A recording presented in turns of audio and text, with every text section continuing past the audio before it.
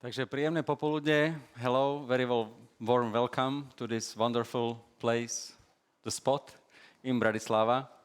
On behalf of EY, I would like to welcome you to this event that we have been trying to organize over more than a year. We were close together with Slovak American Foundation. Mary, are you here? Hello. I'm here. Hi. Hi. So Mary is the icon of Slovak American support for the innovative industry, and she has helped many Slovak innovative firms crossing the ocean. I will hand over to you, Mary, in a few seconds, just opening the speech. I would also like to thank Slovak Innovative SAPIE, Slovenská aliancia pre inovatívnu ekonomiku. I cannot say it in English, sorry. Who was the second very important partner for this event. We are running this in a hybrid model, so we have audience of roughly 200 people sitting on this place. Some of them came over, some did not, and they preferred virtual attendance. So welcome also to those that are with us through internet. For those of you who are here, feel free to take some refreshments. We prepared some very nutritious refreshment for you. Very important point for staying in touch is Slido. We would like to receive feedback and questions and comments. So please use hashtag EY 2022 for the Slido room, and please ask questions. We are following this room online, and these questions will be implemented to our program. The event is divided to two parts. The first part is more interesting, I would say. This is the titans who really cross the oceans. Mary would introduce you, each of you, but these are the representatives of the founders of the Slovak companies who are virtually already in the US, sharing experience with you. The second part would be a bit more boring, hopefully not too much. And this would be our presentation of the technicalities where you could get hit by the US tax and regulatory environment. So I hope I have not forgotten anything, Mary. But please, you wanted to introduce also the very precious visitors from the embassies. So I would just hand over to you. Thank you. Thank you so much, Richard. I'm very excited to be here today to bring you this program that, as Richard said, has been in the works for some time. I'm just really disappointed that I'm not there in person in the spot, but from what I can see, the new spot does not look a lot like the old spot, but it's great to have the spot back. Before we start, I just wanted to add a personal note from my distance here in the States. As I have watched with real admiration and pride how the Slovak people, and many of you who are with us today, have been working to support and help the refugees coming in from Ukraine. I've also had an opportunity to meet several Ukrainian entrepreneurs who show drive and spirit to bring their products to market. And I know that the innovation ecosystem in Slovakia will continue to embrace them. The genesis for this event really came from our work with the foundation and our focus on scale-ups with innovative products that have found success in Slovakia and Europe. So we're excited to talk about that. But we will begin with remarks from the diplomatic community and our colleagues and supporters at U.S. Embassy Bratislava and the Slovak Embassy in D.C. I'm not sure, I can see on the screen, I'm not sure if you can see from U.S. Embassy Bratislava, the Deputy Chief of Mission, Nick Nambo, who will be speaking in a moment. I just can't tell if you can see him as well. So welcome, DCM. both embassies are strong supporters of economic diplomacy as a means of building relationships and results between our two countries. And Ambassador Javorcik, who is based in DC, wanted very much to be here today, but literally at this very moment, he's representing Slovakia at the funeral of former Secretary of State Madeleine Albright, which is taking place in DC. And so he has some words to bring to us via video. So team, can you play the video? Good morning, United States. Good afternoon, Bratislava. Good afternoon, Slovakia. Thank you, Slovak Enterprise Foundation, EY, SAPIE, colleagues at the Slovak and the US embassies. And in particular, thank you, Mary, Nick, and Michal for convening us to make this event possible. I would like also to thank my very good friend and colleague, Ambassador Brink, for a privilege to be appointed by President Biden to be US ambassador to another European country.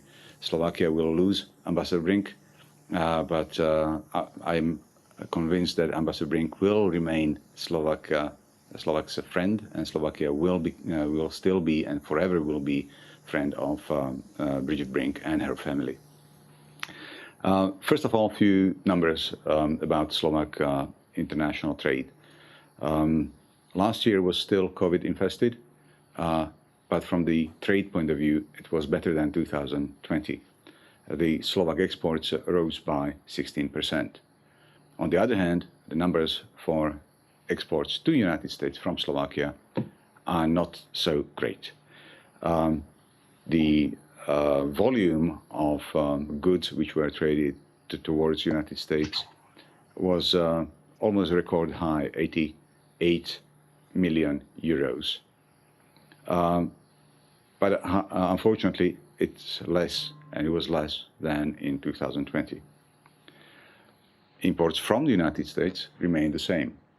So it looks like business as usual, everything might be sort of easy sailing. But I looked into the first numbers of Slovak foreign trade of 2022. On a first glance, these are encouraging numbers because the value of the trade has got up. When I analyzed and looked deeper into the Excel tables, it shows that it's not volume, but it's value which has risen. And the reason is simple. Raw materials, fuels, energy is more expensive. Transportation is more expensive. And that's the reason why our value of trade has got up, but not volume. And I hope this event will help us to mitigate this discrepancy. Let me spend a few words about COVID. Few thoughts which are obvious. COVID made us more competitive, less reliant on personal meetings, but perhaps more attached to what is beyond and behind business, families, well-being, fragility of jobs. It also brought to the forefront education and high tech, which is looking forward. This is exactly the thing we are going to discuss in here today. US is the largest and most competitive economy in the world. I understand and fully support every person or entity who is willing to break grounds in the United States, because this is the Super League. This is the prime league where competition is fierce, often patriotic, but rewarding. But COVID has shown us how fragile global supply chain is, whether you are in Europe or the United States. With every company, idea, product, innovator, scientist, or student who comes to the United States, this arrival confirms that it is the spirit of free competition that makes our bond between Europe, Slovakia, and North America very special. It is special and beneficial for both sides of Atlantic, and I'm proud that more and more Slovak companies are coming to the United States and getting a chance to win interesting contracts. Even more pleased I am to see these companies to give back, to share and encourage more Slovaks to be more competitive, to go out even to the United States. But at the end, of their journey to return to Slovakia and make Slovakia bursting with ideas. Now, I cannot escape our neighbors, Slovak neighborhood. Ukraine is showing us how important is freedom, personal freedom and freedom of thought. Ukrainian fight is our fight for people to be able to choose how to live, where and with whom to do business, and what future we wish to give to next generations. Unfortunately, because of internal beliefs of one man, that a nation does not exist, and even if it does, it cannot decide of its own fate, we again must fight for freedom of choice and equal opportunities. As you watch this video, I'm attending a sad memorial of life of Secretary Madeleine Albright. She gave us, the Slovaks, a hard time in the 90s, deservedly so. But it is also her tribute that we picked up and became not only friends, but also partners in allies with the United States and the whole West, which is looking forward. We picked up not to live in the United States, because it's great to live in the United States, but because we believe in the same values as North Americans. I don't know, but I bet Secretary Albright would be pleased to see and hear what you will see and hear today at your event. I hope you will enjoy it as I will enjoy the outcomes of this event. It's hard to thank a video, but we thank the ambassador. Now, I'm pleased to introduce the DCM at Embassy Bratislava, Nick Namba. Nick has a long career in the U.S. Foreign Service and has served in a variety of roles, many of which I learned include entrepreneurship, economic development, trade, strategic communications, among others. So we're delighted to have him here today, and I'd like to turn the mic over to Mr. Namba. Thanks so much, Mary. I appreciate the introduction. Good afternoon to our participants connecting from Slovakia, and good morning and a warm welcome to our friends joining from the United States. Mary, Ambassador Javorčík in absentia, Michal, it's a pleasure to be here with you today. Before I go into my remarks, I, of course, want to take the opportunity to convey warm greetings from Ambassador Brink. As Ambassador Javorčík mentioned, she has an exciting potential adventure in front of her. She's very disappointed to be able to not join us today. She's been a longtime supporter of these types of efforts and wanted me to express that she's with you in spirit. With that said, today's event is about the importance of innovation and about doing what it takes for homegrown Slovak entrepreneurs to succeed with innovative ideas on the global stage. I am grateful to the Slovak American Foundation, EY, and SAPIE for organizing this important seminar, and I'm proud, very proud, that we can support it. At the U.S. Embassy, and as Mary mentioned, in my career,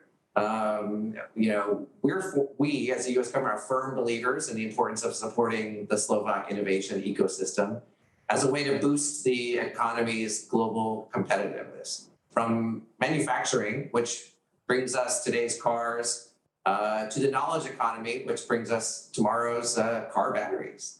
But it is certainly not only Slovakia that stands to benefit from a flourishing innovation ecosystem. The United States also has much to gain. And indeed, as you'll hear today, for startups, having a presence in the US market can be a key component of growth. For 30 years, we've been Slovakia's partner in prosperity and success, and we look forward to that relationship growing. This time last year, we all hoped that by now we'd be done with the pandemic and focusing our efforts on rebuilding and making up for lost time. Indeed, we do see light at the end of the pandemic tunnel. Here in Bratislava, we took our masks off last week. So progress being made. But now, Russia's senseless and brutal war of choice in Ukraine has presented us with a new challenge that few of us considered imaginable. Make no mistake, This war presents fundamental challenges to a peaceful, secure, and democratic Europe. These challenges, including a humanitarian crisis unseen in Europe since World War II, soaring inflation, and as Ambassador Yavorchik mentioned, supply chain disruptions and uncertainty about energy supplies are truly daunting. But they also represent opportunities to make our economies and societies more resilient, more competitive, and more free. Now is the time for the world to build back better and focus our efforts on ensuring that entrepreneurs, businesses have everything they need to succeed while making the necessary investments to develop an innovative, green, and socially inclusive economy for the 21st century. I've been in Slovakia for almost a year now, and what I've seen makes me confident that this country has what it takes to overcome any obstacle. I'm impressed every day by the ingenuity, the drive, and the successes of new Slovak entrepreneurs or startups. In some cases, this success is achieved in partnership with US businesses, investors, or academics. However, these achievements only come about because Slovak innovators are empowered by their schools, their communities, and even their government. And while government, I can say this because I am part of a government, is not what one usually thinks of when talking about innovation, I do believe that we have a key role to play in setting the stage for innovators and entrepreneurs to thrive. Many of you participating in today's event have created truly remarkable companies, and your work may contribute to the next major breakthrough in green tech, artificial intelligence, and other technologies of the future. The United States and its entrepreneurs, its academics, its investors all stand ready to inspire, to support, and to team up with Slovak innovators like you to find solutions to today's problems and the challenges of tomorrow. I wish you all the best of luck. I hope today's event will provide you with the keys to success, as well as a roadmap to eventually investing in the United States. Again, thank you so much, Mary and Michal. I really appreciate the opportunity to join you today. Back over to you. Thank you. Thank you so much, Nick. Really appreciate your time, and please extend our best wishes to Ambassador Brink. There's a long history of, well, not long, since I've been around, about 10 years, of really strong relationships between the U.S. Embassy in Bratislava and the Slovak Embassy in Washington. And it really is a mechanism for communicating what these great companies are doing. And also, I think Ambassador Yavorchik is very interested in seeing how the network that the Slovak diaspora and others here can be leveraged to introduce companies to potential customers or partners here in the US. So I think economic diplomacy is something that we all really should pay attention to. I thank you for your time and your remarks this morning. Thank you so much. Thanks.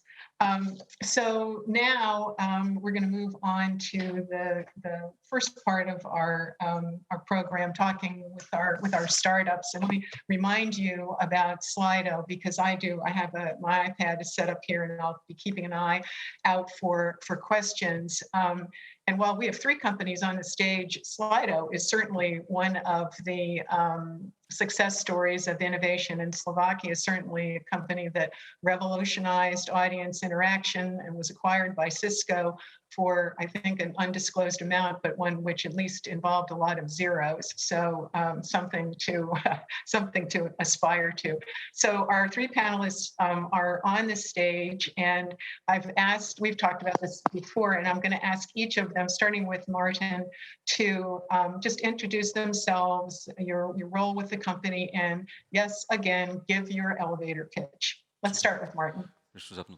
Hi, everybody. Can you hear me? Yeah? It's working. Mm-hmm. Yeah. Hello. Good afternoon. My name is Martin Basela. I'm coming from Senzonio. We are living the waste dream. So we are doing everything what is possible to digitalize the waste industry. We produce our hardware, we produce our software to manage the waste collection, the waste disposal, everything what is connected to waste. That's our That's our world, and we are very happy that we have a chance to be also present in the USA. So we got a kind of a subsidiary in Arizona, Phoenix, and we do our best to become like a big player over there too. Thank you.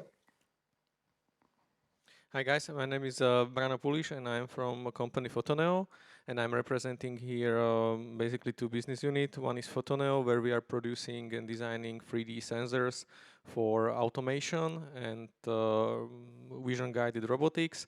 And second, it's business unit we called BrightPick.ai, where we are building and designing the mobile robots for end-to-end automated fulfillment.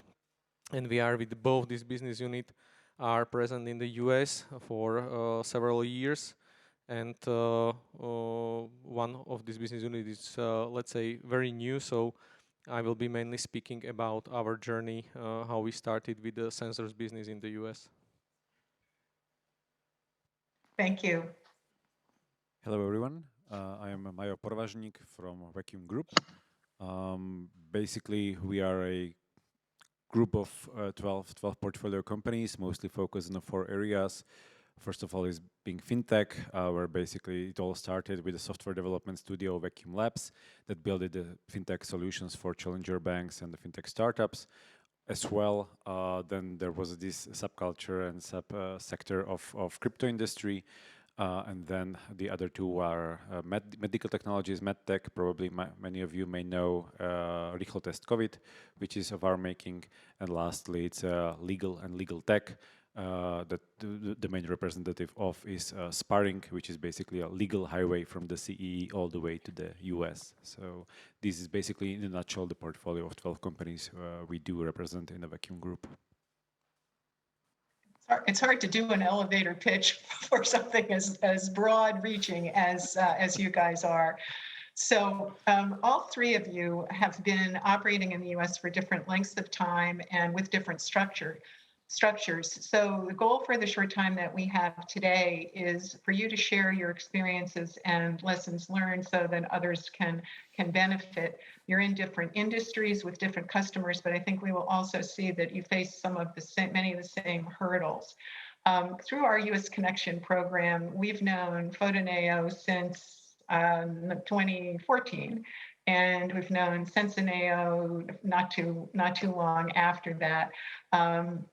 So I'm going to be watching for Slido questions. I've asked each of the panelists to speak for a few minutes about their journey to the US and how they did it. And then, but I will keep an eye on Slido. And if someone has a question that's really relevant, I will bring it in right away. But so let's get started with Martin. Tell us the Sensineo story. Okay, thank you very much. We got 2 attempts to step into USA, and the first one was totally horrible, total disaster. And the second one, we will see how it works. It's working quite well right now, so I will show both of them. One of our investors is Credo Ventures, and they are organizing something with this Founders Summit. And then the founders are sharing their experience, and we are speaking a lot about Go to USA strategy. And everyone is saying, yeah, go to America. You have to go to America. But they forgot to tell me that when to go there and who should go there. And I learned it by experience. So first thing is that you should go to America, but your product has to be really ready. They give you a chance. The market is very transparent. You don't need to do any special lobby. If you have some product which is fitting the customer needs, they give you the chance. That's excellent, really excellent.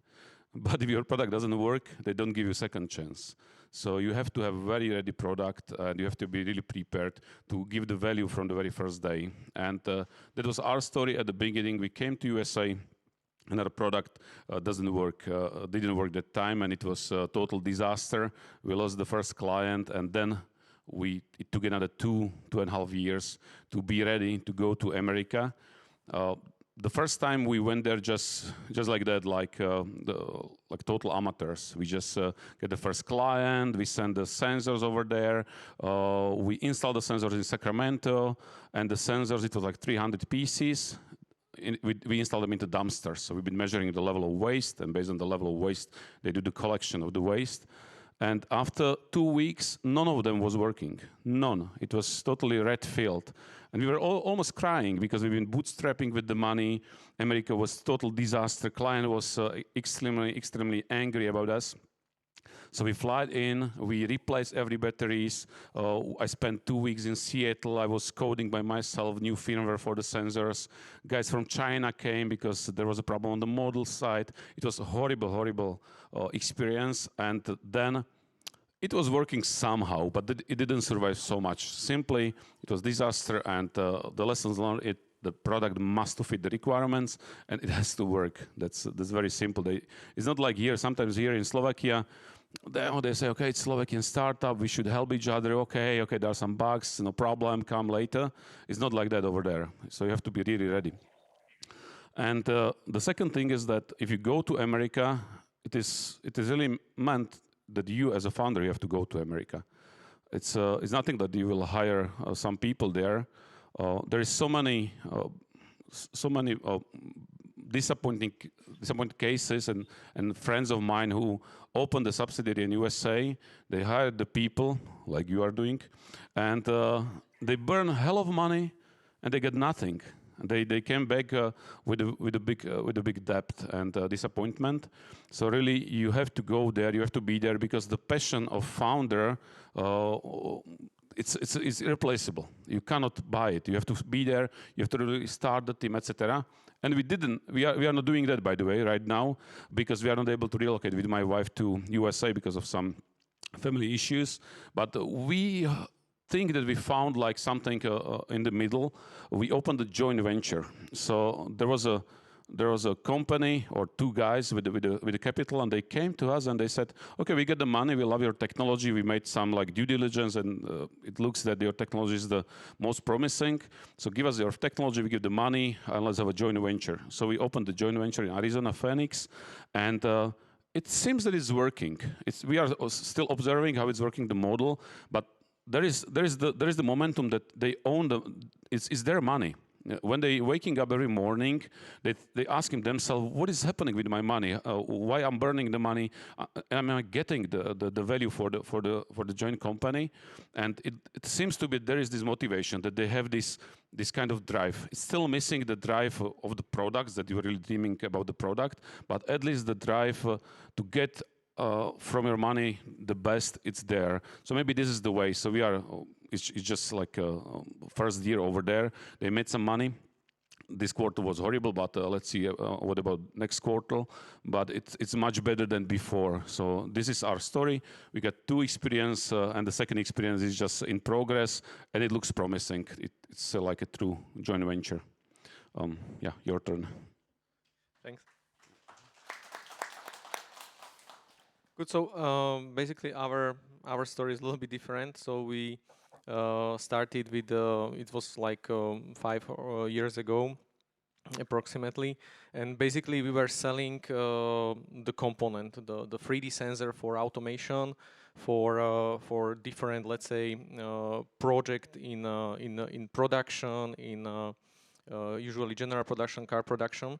So the product itself was tuned, and we start the sales here in Europe. So after some time, when we established the sales network here, we realized that, okay, we would like to also expand to the US, and we start to think about the, let's say, business channels. So first we start to identify some partners. So we started with the distributors, and it was also some kind of process where we try to identify the companies which are able to distribute our product. We spend a lot of time on many trade shows in the US with our own booth. We met a lot of people from the industry, also the distributors, and we start to work with them.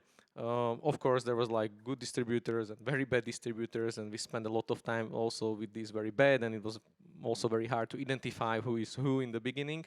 So it was a huge investment, time investment to these. The let's say good way on this approach is that you don't need to invest a lot of money in the beginning because you are able to work on the commission basis. So this is working very good, but we realized that still there is something missing. So and what was missing was the support for the customers. So we also established here in Slovakia the team which was working also the US hours, mainly for support, to provide customers the sooner feedback for their request, and also we hire some people in the US to for this let's say role which is directly connected to the customer. So sales was done through the channels, through the distributors, and the support was done by our people. This was working very good, and then we start to adding also our own sales guys. And yes, I can agree that yes, in the beginning it was the cultural let's say differences, and in let's say younger age you are not able to identify that sales guy, the US sales guy, if they are really able to perform what they promise. And so then we also learn how to interview these people, how to get a feedback, and how to also manage them. So this is something for us very crucial, that people are, let's say, key in all this process. And also there is some kind of learning curve for us, or it was a learning curve for us, how to identify good people, how to, let's say, how to measure them, and also how to, let's say, work with these people. So we hire, let's say, first two sales guys, and it was like maybe half year or something like that, and we also fired them because their performance was really like zero. So, and these guys were from the field. They feel that it's a wonderful product, so the match was there, but they, let's say, somehow underestimate the complexity of the sales process and of the product itself. They were not technical enough for us, and basically their sales performance was very bad. Then we start to, let's say, a better interview process. We use some local agencies for hiring people, and right now I feel that it's working very good. And so the sensor business is somehow set up. We are using the mixed approach. We have our own sales guys there, and we are also still using the distributors. When we are speaking about the Brightpeak, it's our very, let's say, new portfolio company. We can say it's a little bit different story, because we are going to provide for the customers end-to-end fulfillment solution. So you can imagine that right now you have a warehouse, you have people inside, and they are fulfilling your order. So basically they are running through the warehouse, picking the parts to your order, and then order is going out. So what we are going to do is we are going to replace all of these people with the robots, and basically we are going to let's say, help these people to scale. It's a big problem in the US with the people. So basically they are not able to hire enough people for season. They are even not able to hire people for the normal year for the orders fulfillment. So we are trying to help these, let's say, e-commerce business to grow very fast. So basically here is the story a little bit different, because we are going to be their backbone of their business. So you can imagine that if our system will stop, they are not going to send the orders out. So basically now we start a little bit different approach, and we hired, let's say, C-level guys in the US. So we have a chief commercial officer in the US, chief marketing officer in Silicon Valley, and we start to build this company from top, because we are right now fighting with the, let's say, customers, to persuade them that we are the right partner and reliable partner for this, let's say, fulfillment backbone. So this is a little bit different story, and it was also some kind of process where we went through very extensive interviews, some kind of discussion with these people. We also involved our investors into discussion with these people, because they are very high level, and I feel that right now it is working well. What is something that you need to take into account when you are going to the US and you would like to hire very senior people, is that they will always ask for equity share. So it's like in their mindset, it's very natural that even not only these, let's say, C-level people, but also the nearly everybody in the US startups has some kind of, let's say, share or some kind of this ESOP. So basically, this is something that you need to take into account, that probably it will not only cost you money, but it will also cost you some kind of equity share for these people. And maybe the last thing is that yes, spend a long time with the interview process, because then it will save you a lot of money later. Thank you. Mayo, and I think if you want to just pick one of your one or two of your many ventures. Sure, I'm ready to share 3 stories, but very brief ones. So please do feel free to stop me if I'll be too long. So the first story is a story of Daylight, which is the first LGBT or one of the first LGBT banks in the US. We found it under different name from Slovakia. And we intended to run the business first in California, then in New York and elsewhere. And basically the whole team, the founding team, was basically here, with also some other C-level people slowly but steadily being hired in the US. However, then the COVID came, and suddenly we realized that there is an ocean between Europe and the US, and basically the whole founding team could not travel nor fly there, and it was impossible, basically, to really launch the business and be able to fundraise funds. Therefore, what we were basically forced to do due to the COVID was that we needed to make those C-level people hired in the US founders, so that they can actually have meetings with the investors and with the other key stakeholders, so that actually the business can be successful and can survive. And they have just 1 month or 2 months ago, they've managed to raise their Series A. So this was pretty successful.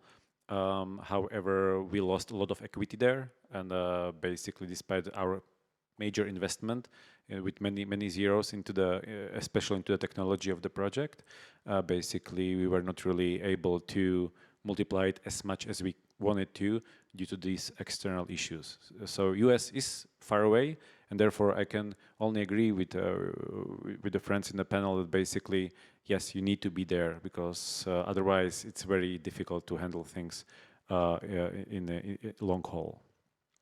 The second story is a story of Vacuum Labs, software development studio. It's very different. Currently we have like 400 developers coding in Czech Republic, in Slovakia, in Hungary, and not really intending to hire any in the US. However, we are servicing many US clients. And again, before COVID, it was possible because our sales guys, especially Matěj Vtáčnik, were traveling there for a 1-month trip and doing business there. But again, COVID came, and we realized that, okay, we need local boots on the ground that would be there and maybe would be even more efficient than the one-time ad hoc trips. But then it's issue. The issue is that to hire C-level people not just in the US, anywhere, it's difficult. I mean, our success rate is like 30-40%. The rest is failure. We hired a CMO, not great success at all. And in Hong Kong, we had a sales representative, major issue over there. So this is very difficult, and it's a try and error. There is basically no process how to be able to identify the right person for you. But again, COVID forced us to make our sales and operations team in the US much stronger, so that we will be able to sustain our service industry. And it is possible, but it takes a lot of time. Now, with the scaling of your operations, and probably we'll be talking about it a bit later on with Mary, that there are many practical issues such as data transfers, banking, etc., that I'll be more than happy to share some insights afterwards. But the long story short here is that basically it's possible to have a service industry from the Central Europe with American customers. However, it's very difficult to find one of this small team of US representatives that will be supporting you. I mean, pre-COVID, it was possible to do it also from here with occasional trips, but this is an issue. And also, then immigration comes and visa come, etc. The last story is the story of Sparring, which is basically law firm founded here in Slovakia that supports the startups from the CEE in their global scaling, especially to the US. And there are basically two reasons. First of all is that what we found out is that the ecosystem in the US is much more mature. Therefore, if you come there, there is a wide selection of investors that have standardized documentation, processes, valuations, everything. Therefore, the expectations there are pretty much aligned. We see many startups from the Czech Republic and slowly starting to see startups in the Slovakia to basically set up corporate structures in the US, especially in Delaware, so that they can raise external finances from the US VC investors. And it works pretty well because US investors are concerned when investing into the Slovakian or Czech company. The due diligence is not really going well, and I'm sure that you had a lot of war stories from this. So it's always good to have a basically holding company in the US, but then of course you need to operate it, and the maintenance cost goes up and everything. But it actually significantly streamlines the process of the raising of external fund.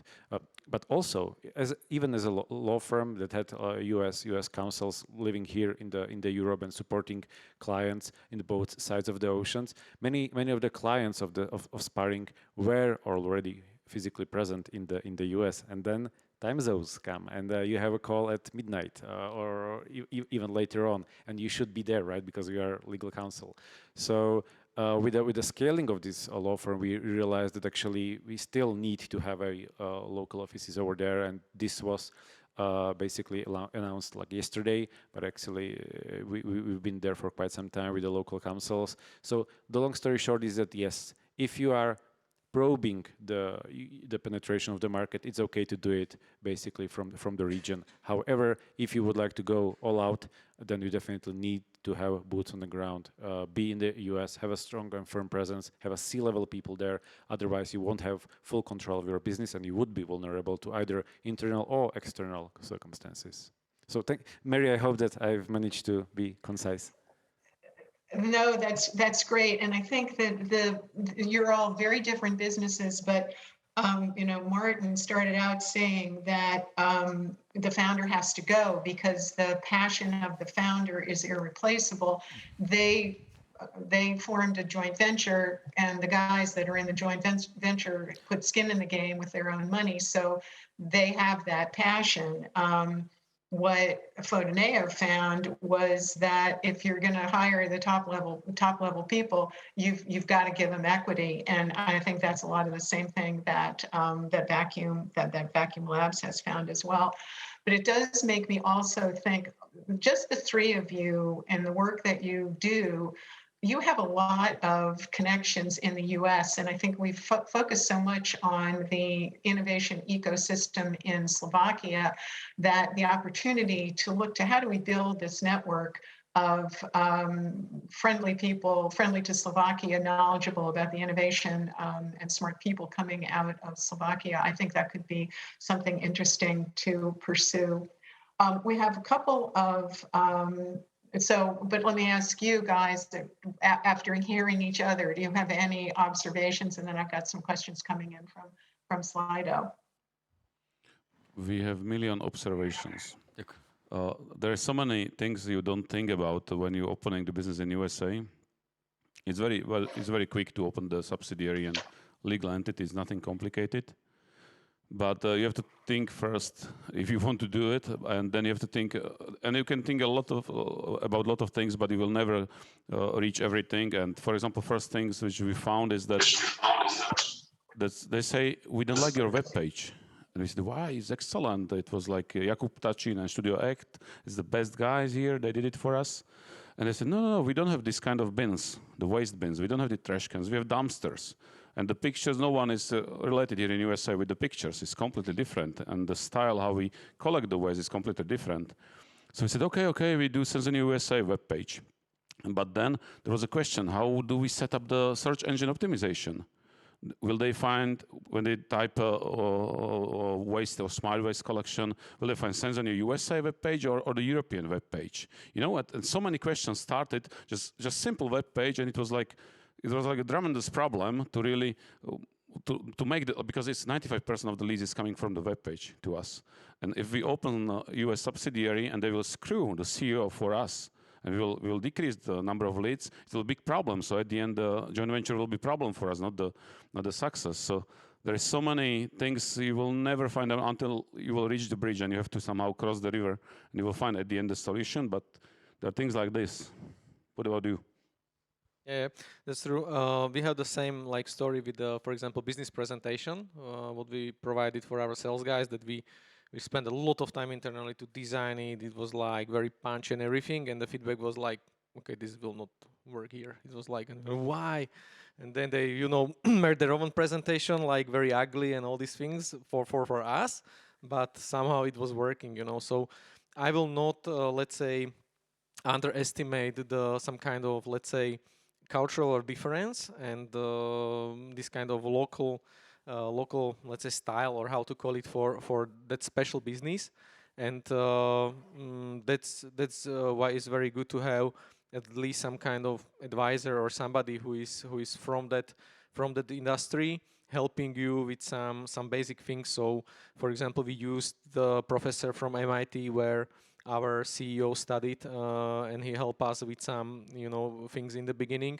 So it's very good to find some kind of mentor or consultant or somebody who will be helping you in the beginning with some basic ideas, or is able to tell you some, let's say, local best practices or something like that.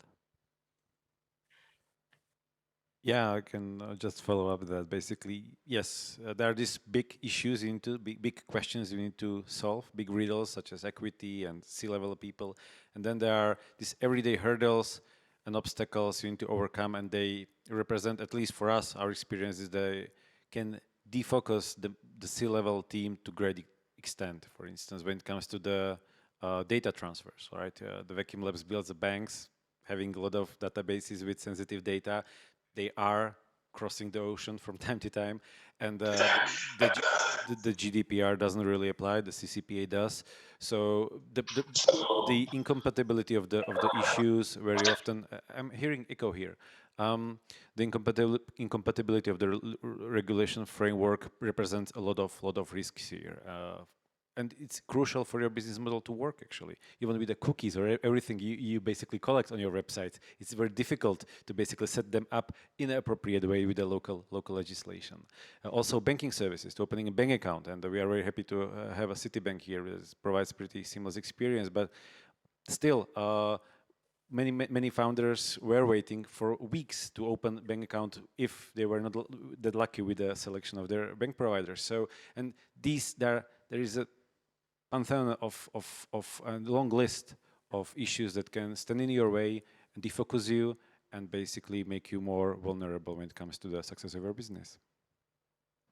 Mayo, since you touched on the bank account issue, I understand that in the audience today there is someone from Citibank who was the bank that you worked with, and you had a successful experience in opening your bank account, opening bank accounts in the U.S. or for your U.S. transactions. Do you want to talk a little bit more about why that worked well? And then I will come back to this question of cultural differences.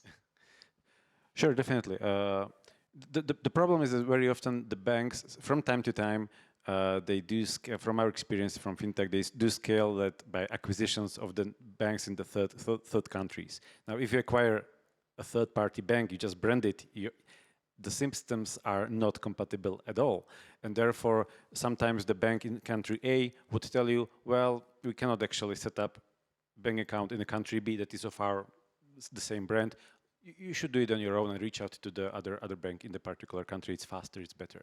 With Citi, it is not this way. With Citibank, basically all the national branch offices are integrated fully, and therefore the experience when it comes to the processes such as KYC, AML, but also the setting up of the bank account, the communication, the account management, an account manager that is being representative of the Citibank.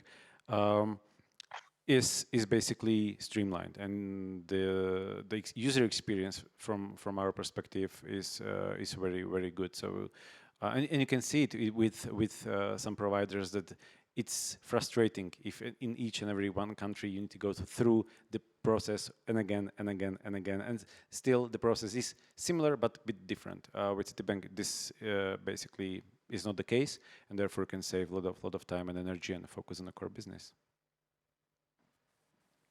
Good, thank you. So one of the questions was that's come in is what did you find most difficult when communicating on the U.S. market? And we heard about web page, we heard about presentations, and what Brano talked of was finding an advisor, a subject matter expert from the industry, or a mentor or consultant that could help them overcome those communication issues. Do any others of you have thoughts on that? How do you overcome some of the cultural and communications issues? Okay, maybe I can start. There's many things when you need some advice from someone who already did it, like Citibank helped you. We just Googled that Stripe has a product Atlas, and through that product, it just costs you $300, and you get your company with your bank account from Silicon Valley Bank. It's also pretty quick. But first of all, you have to think about what kind of entity you would like to open, INC or LLC. You know, there's so many things, and you don't know all the tax issues. You don't know the impacts on the split of shares, and there's so many things you simply don't know because we are waste guys. We are automation, robotics oriented. We have nothing about these tax issues. So in this case, it's very good to have someone who knows something about it. And we luckily found through our co-investor Jeff Silverberg, we found someone in USA, and he helped us a lot to decide for the right entity. So I would really suggest to speak with people who are already in USA and ask them how they did something, and if not, then Google it or go to Ernst & Young and ask for help. So you have to really ask for help because there is no one who knows everything. Yeah. Right. So here's the. Go ahead.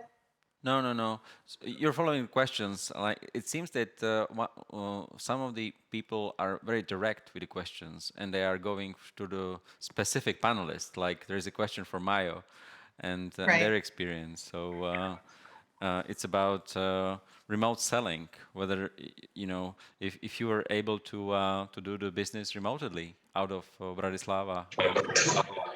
How would it be? But also making the point that it's a service business, and which is different than I can see the physical product. If you're selling services, so I think that's core to it as well. So how can you? I think that's the question. Can you run sales operations remotely, or do you need a local presence for sales to close deals in a services business?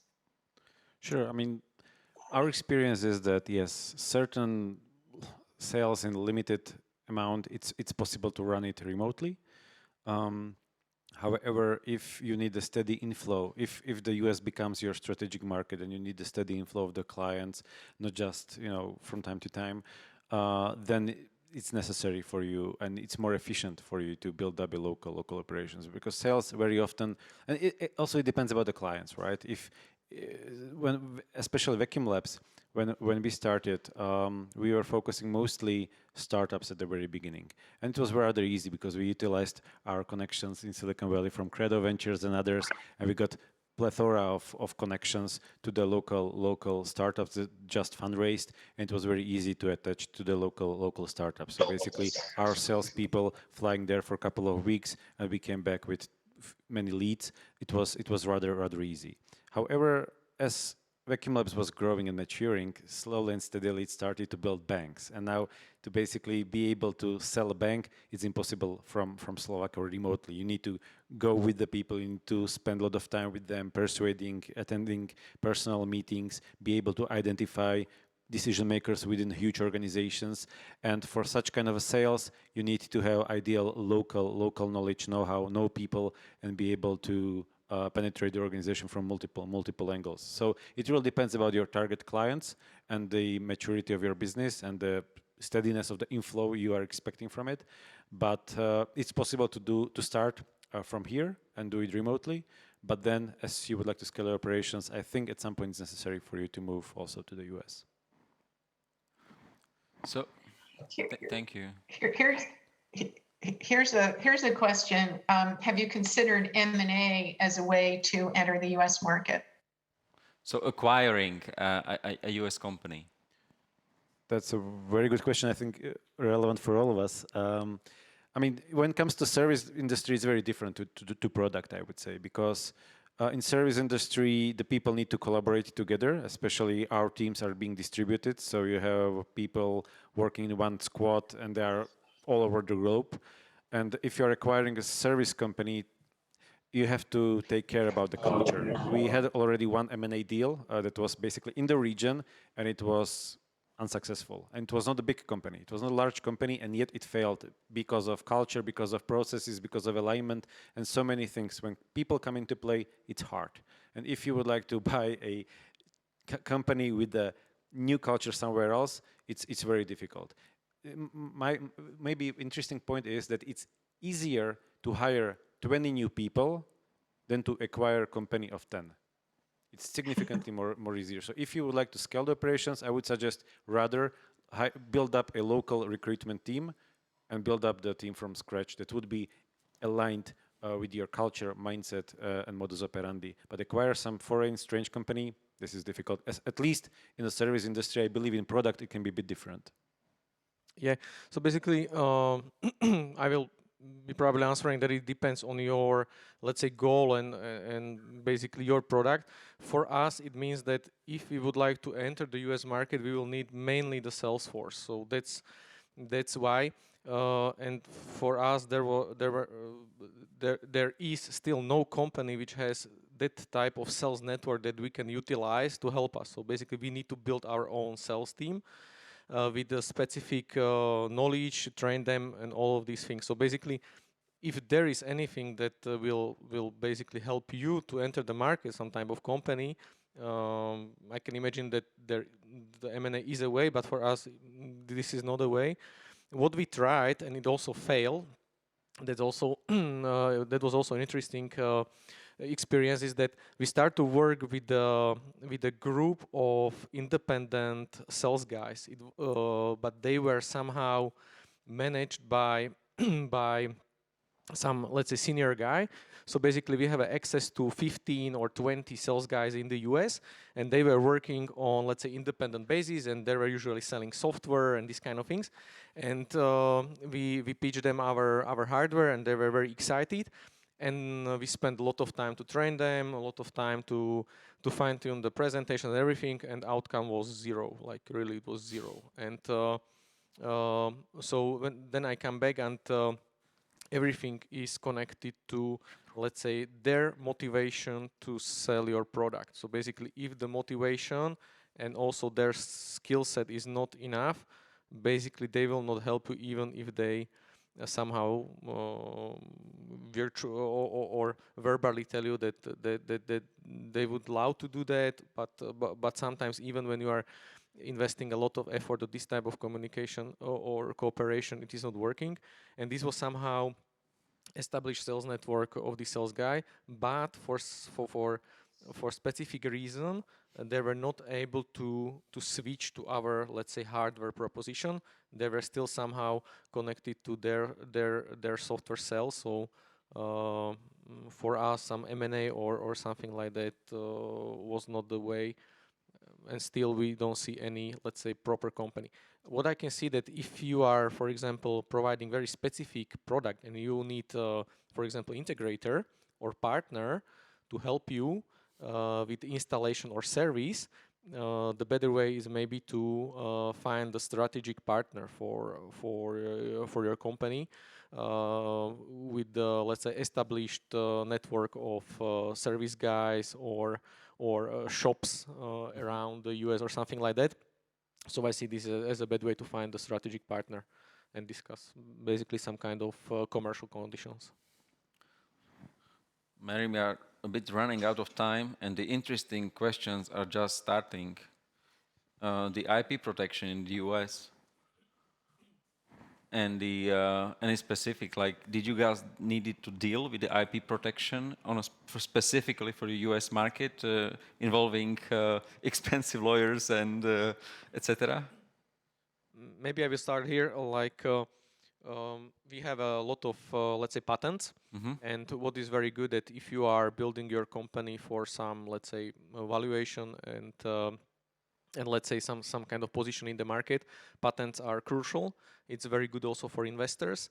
And of course, we have all the patents also in the US. So we spend a lot of also time and money with the US patent lawyers, and it's important the US patent lawyer to first establish or first file the patent in the US and then convert it to the Europe. So we have quite a good experience. If somebody needs some kind of advice, we can of course help. And for my point, for let's say my view, it's very important even for next investment rounds and whole valuation of the company to have let's say good IP protection. But you own the IP. Yes. The yes. Potoneo, yeah. Yes. So you have the protection in the U.S. and Europe and other places, but the company owns it. Yes. Yes, that's right. It's same with us. So we also own the IP on the American market. There is an agreement. What if we together invent with the partners something that it will be like shared IP. But now we are like transferring the IP to the US. So we always try to patent for the US market and for the European market. It's pretty expensive, but there's a granting program from European Union. It's IP for SME or something like that, and they are like giving quite a money for helping the patent process. And you can even apply in Czech Republic for the grant. For example, we did it because we have Czech consultancy company for the patenting. So you can apply almost in every country for the funds. So it helps a lot because it's quite the money and it's quite a lengthy process. And maybe. The previous question was about the M&A. Just very shortly, we thought about M&A because we would like to buy customer base of our competitor, but at the end we found out that it's not there is no value of it. But that was the only reason why we thought about because we believe in our products. We don't believe in products of the competitors. Yeah, I would also like to touch upon the IP from the different perspective, and it's the protection of the brand. One of our portfolio companies is Trema, which is a global protector of the brands. And what we are seeing is that very often especially large corporations, mostly coming from US, such as Apple, for instance, and others, they have these massive legal teams, and if you somehow create your brand that is slightly similar to what they have protected, both sides of the ocean, you can very easily find yourself in a dispute with them. And now to have such corporation standing against you is a problem. And if you find yourself in this position, very likely you will rebrand, which is difficult, would put you again back in months, would cost you a lot, and you would lose a lot of your brand awareness. So it's very important to basically know that even if you are starting your operations here in the region, probably you are looking for scaling, you are looking for the scaling to global markets, and therefore it's very important to look at this part of the IP, which is the trademark. And also our experience from Vacuum Labs is in terms of copyright, which is another type of the IP that works very differently in the continental Europe and in the US. And in the US, basically, the clients do expect all and full IP being copyright transferred to the US clients, including so-called moral rights. However, this is not possible in Slovakia or, for instance, in the many of the continental legal countries. And therefore, it's very important to discuss, communicate, educate your US counterparts. So what things are possible and not possible. And for that, you need to have also a very good legal advisor so that you won't fail your transaction just because of this technicality. Mary, I feel So bad. Sorry. I know we could go on, but I want to close with one question that is in the Slido, and in asking it, I'm going to ask you guys to go back in time to the very beginning, because with the stuff that we've been talking about, you're sophisticated companies, you've been around for a while, This question is, I think it's what should be the very first step to enter the U.S. market? Now, you have some traction in Europe. You think that you might have an opportunity in the U.S. How do you? What's the first thing you guys would recommend that somebody that's thinking about exploring the U.S. market should do? How do they approach it? I would say that you should consider the step like you're opening brand new startup on the US market. So you should go through all the steps like market validation, market fit, competition. So just put yourself into the shoes that you are opening very brand new startup of the same you're doing here in Europe, but on the US market, and ask all the questions what you are asking here. Yeah, maybe. Thank you. I will have exactly the same answer. It's basically the new company, it's a new environment, and what I will let's say recommend is to collect as much as possible information regarding to market, business strategy, and everything. Try to find somebody who is there. Maybe try to find some let's say advisor to discuss your let's say strategy, what you would like to do, and verify it with somebody, even from the startup community, or to find some advisor to help you to shape the some kind of let's say view and the way how you can succeed. But basically, yes, it's something like when you are going to do it basically second time. So if you are in the Europe and you are going to the US, it's basically you need to think again about nearly everything. I would agree. It's important to stay agile. Maybe one thing is that given the fact that the expansion to US is difficult, it's in terms of it can be very expensive at some point. There is a good potential for the market. Rarely there are second chances. You don't want to screw it up, right? And therefore you should go there prepared. Therefore, I would suggest first let's try to expand in the region. At least go through the process for 1 or 2 times, so that you would at least be able to identify a couple of issues yourself. And then once you feel ready, then you should always start with the MVP and all this product market fit and all this process in the US. But I think it's very irresponsible to start with the US as your second country. I applaud the companies they do, and there are good examples that they were successful. But I believe this is just a too big risk from my perspective. Mary? I think, did I freeze? I thought you froze. Yeah, I don't know.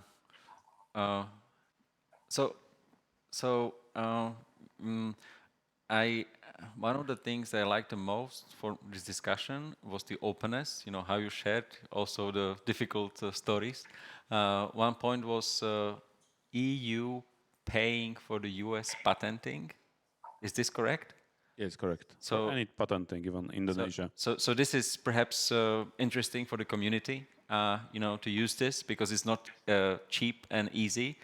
So if there is a funding, is there any type of support or help from government agencies? You mentioned investors, so you need to be lucky to have a investor. You wouldn't find them so easily. But I mean the infrastructure. There is the Slovak infrastructure, or any other Slovak American foundation, or any other help that you could use to increase the chances.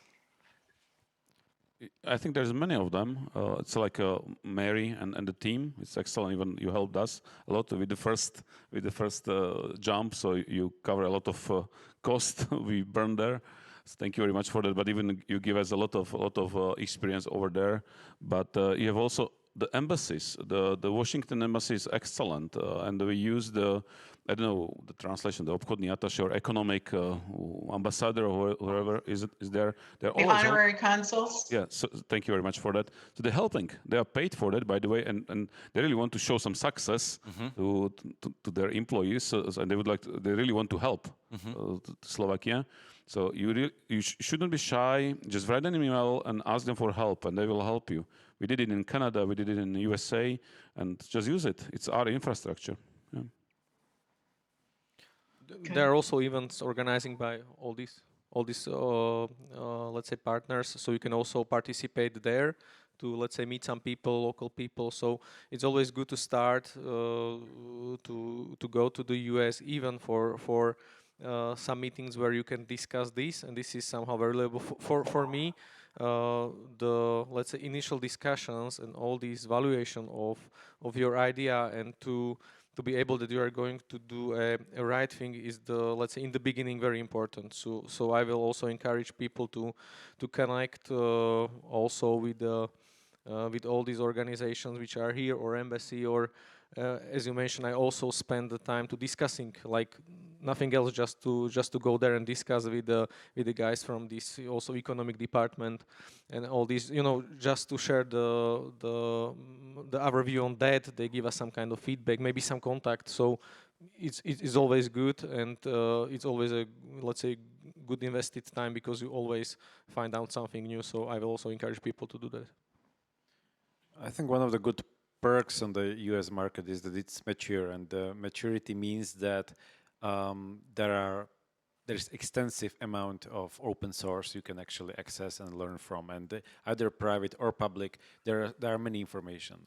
Many information are lacking here in Slovakia, and there is uncertainty, whereas in US most of the things have already been settled somehow, and there are answers for that rather easily accessible. But maybe one practical advice would be, besides Googling, is that if you are really looking for the US and you are a product startup, it may be good value for money to participate in the local acceleration program.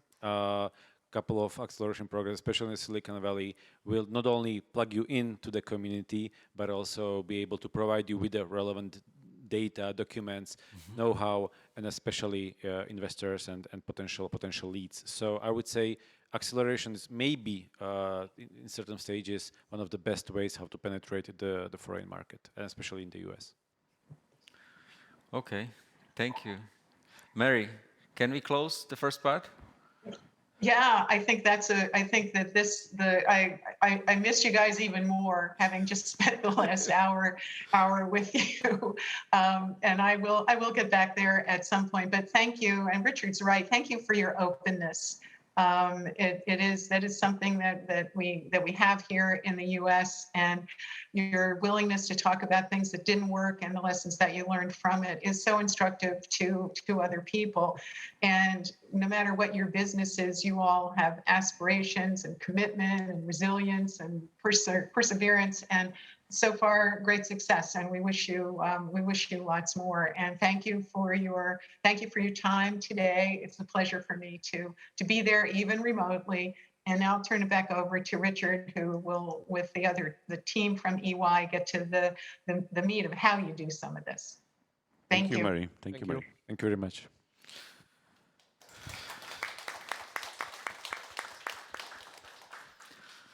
Okay, so we will need to change the setup. Thank you very much. Hope you can stay here for any other questions for refreshments. We will continue in 1 or 2 minutes with the second part, which will be how to go to US. Cyril, my colleague, is coming, and I would ask the team to set up our presentation. And is Jill online? Gillian, EY. Hello, can you hear me? Yes. Excellent. Hi, Jillian. And I won't take offense either, Richard, that you called this the boring part. Oh, sorry. It wasn't meant to be serious, So how we have a tough part of explaining you how to structure the US operations in a kindergarten way, because US is so complex, like the law, the commercial law, the tax law. The country has been around for some time, longer than our country, 30 years. And the complexity is much bigger. What we have tried to do is to use a life cycle from very early stage where a Slovak company is selling to US market directly without any footprint. So having no employees, no company, no branch, just selling. In the world of internet, it is possible. These guys confirmed you can sell to Americans. So this would be our starting point. And the next point would be the physical presence. So setting up a company and selecting a model, either a service model or distribution model. And we would then continue with some other specifics. So I think we can pass the word on to Gillian, because Gillian is the most competent person to start it off. yes, Jill. So maybe this first phase, what would you tell us about the remote sales? Like Yep. So there's sort of two different. I've split this into sort of two different stages. You might do one, you might not do. You might not do both necessarily. So we've got sort of pre-revenue. So even if we're not going to have any remote sales just yet, what you might want to do is send over some employees or some of your members of management just to see whether or not there's actually a market for whatever your particular product or service is. And so you're just doing maybe some market research, data collection, that sort of thing. So that happens.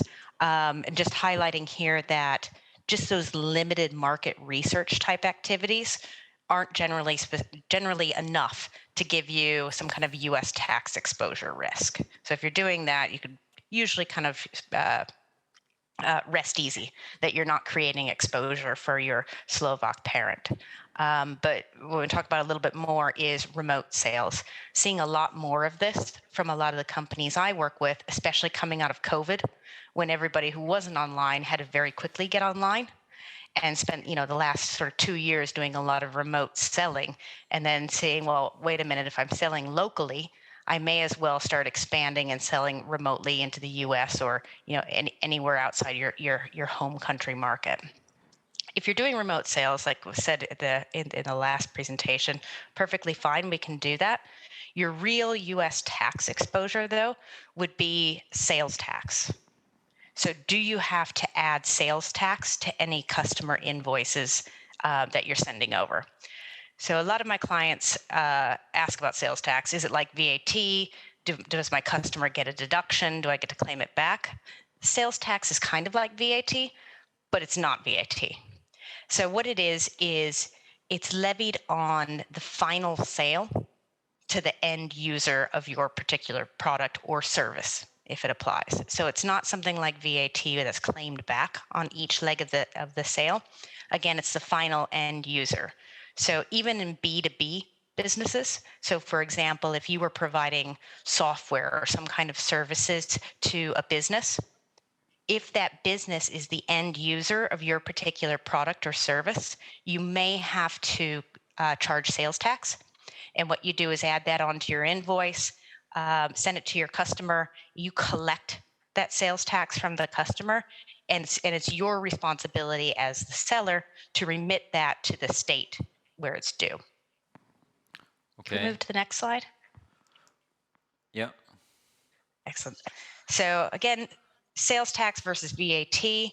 It's sales tax is charged at the state rather than the national level. So each state, think of the 50 different states as 50 different countries, essentially, because each state has its own sets of rules. And if they have sales tax, they'll have their own sales tax in that particular state. So what you really need to understand is, number one, is the good or the service that you're providing something that's taxable? Because all goods, virtually all goods, tangible goods, are subject to sales tax. Services, maybe not. What you'll find is the states are starting to catch up with technology. So some states will. Can you hear me okay? Yeah, but Risha's mic is working still. Jill, I messed it up. I was thanking one of the panelists, and you could hear all the thanking speech that I gave to him. What did you talk about? Sorry, was it about sales tax? Sorry. Yes, so sales tax. You can hear me okay now? Yeah. Excellent, excellent. So your first question is going to be, is my good or service actually subject to sales tax? And again, remember 50 different states, 50 different sets of rules, and it'll depend which state your customer is in. So for example, some states will levy sales tax on SaaS, some won't. Some will levy sales tax on software licenses, and others won't. So what you need to understand is, number one, where are your customers located? Where are those end users? And in those states where your end users are located, do they tax your particular good or service? So as you can imagine, it gets quite complicated, especially with tech companies, because a lot of times what you're selling is some combination of goods, services. There might be a hardware component, for example, aftercare support, training. So sales tax is definitely something that you'll want to analyze sort of early days, especially if you're selling in remotely, just to make sure that if you do have a requirement to collect and remit sales tax, that you're doing that and you're registering in the appropriate states. It gets very, very complicated very, very quickly. And unfortunately, it's sort of the first thing that you need to start thinking about from a US tax perspective when you start selling remotely into the US. Jill, just a stupid question. I have a technology company that is based in Slovakia in a very small village. And they're selling a product, a service that is subject to sales tax in the US to all 50 states. Is IRS responsible for collecting the sales tax, or is there some other institution? Yep, so there's no federal level, because in the US we've got federal taxes. So that's, the United States itself. And then it's divided into the 50 states. So each of the 50 states have their own taxes on the books, income taxes, property taxes, and that's where sales tax is levied, is at the state level. So not every single state has sales tax, and not every single state taxes the same things, which is why it gets very complicated very quickly. Yeah, but just practically speaking, how does the state of Massachusetts would reach out to the Slovak company and ask in a Slovak village? How would they, if the Slovak entity simply don't know, like if they did not attend this event, they don't know. So how would the collection run? It's hard to imagine, because typically you have a taxable event in one country, and you have an entity in the same country, and you have enforcement of law, and it's easy. They can go there, visit there. So is there some kind of infrastructure for appointing a representative in Slovakia for doing a collection, or is it more an exposure that would create a layer for the subsequent events, for the due diligence, etc.? I mean, realistically, do I think the state of Massachusetts is going to send over enforcement officers to a small village in Slovakia? Unlikely. But where I do see it coming up is on diligence. So if you were to, for example, seek external investment and they did a diligence, state and local issues come up a lot on diligence, both in sort of the investment in diligence and a future sale or exit event diligence. So where you might see it is, in that scenario where, for example, that company never sets up a U.S. office and never sets up a U.S. subsidiary, so they never have that physical presence. Where you're most likely to get stung is that future diligence, and what might happen is you take a chip on the purchase price, for example. Yeah, Risho, I think that we can confirm that because we assisted several U.S. companies buying Slovak tech companies recently, and they always ask and they look into historical stuff. So this will crystallize. So it's more about recording the historical exposure, and it's all recorded. Yeah. And you know, if the story continues and there is an investor and there is a ranking of the exposures, you know, there needs to be some action done. Yeah, it will cost you money eventually upon the exit or investment. Yeah. I mean, a lot of my clients will take a risk-based approach. EY is your advisor, can tell you what the rules are. We can't advise on, you know, audit risk or anything like that.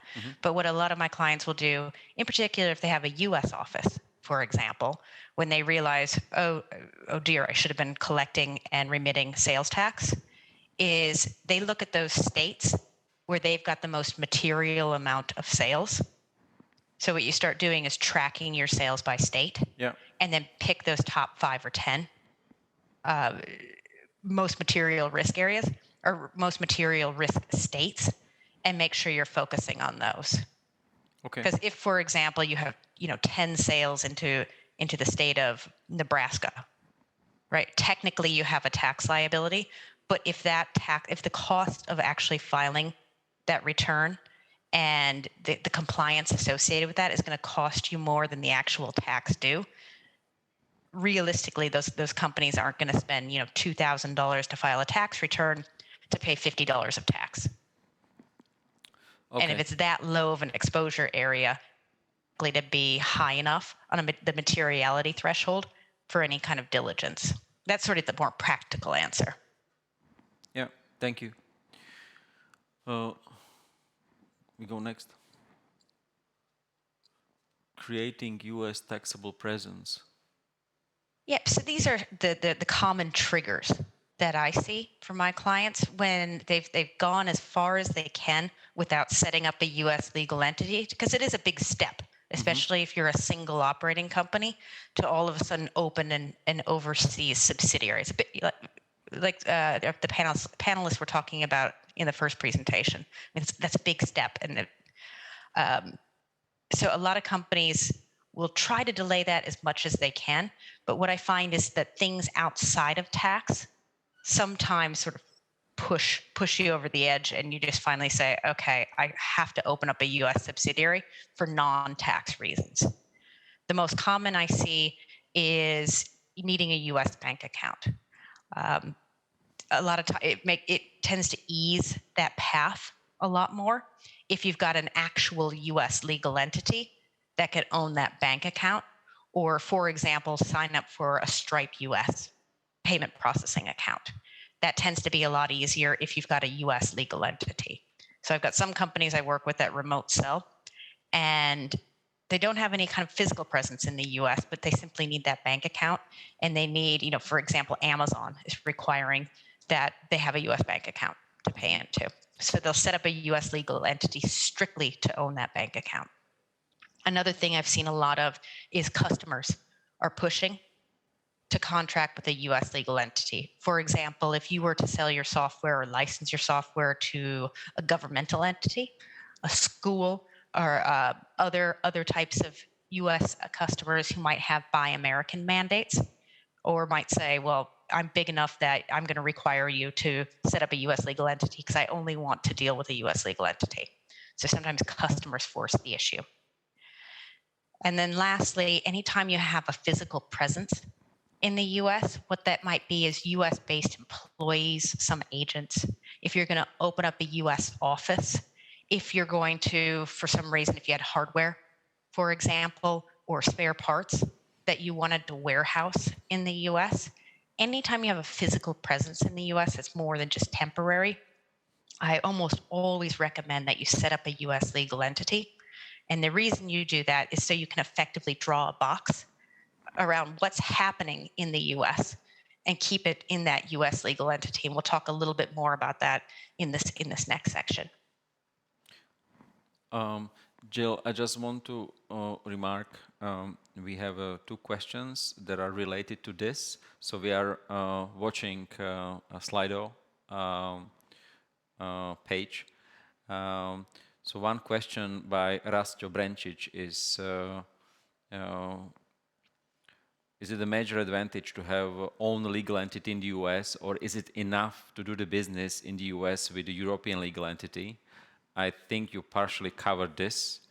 There could be legal grounds to have a corporate shield and to keep all the risks that are related to the US in the US. So that could be a reason for having a US-based corporation.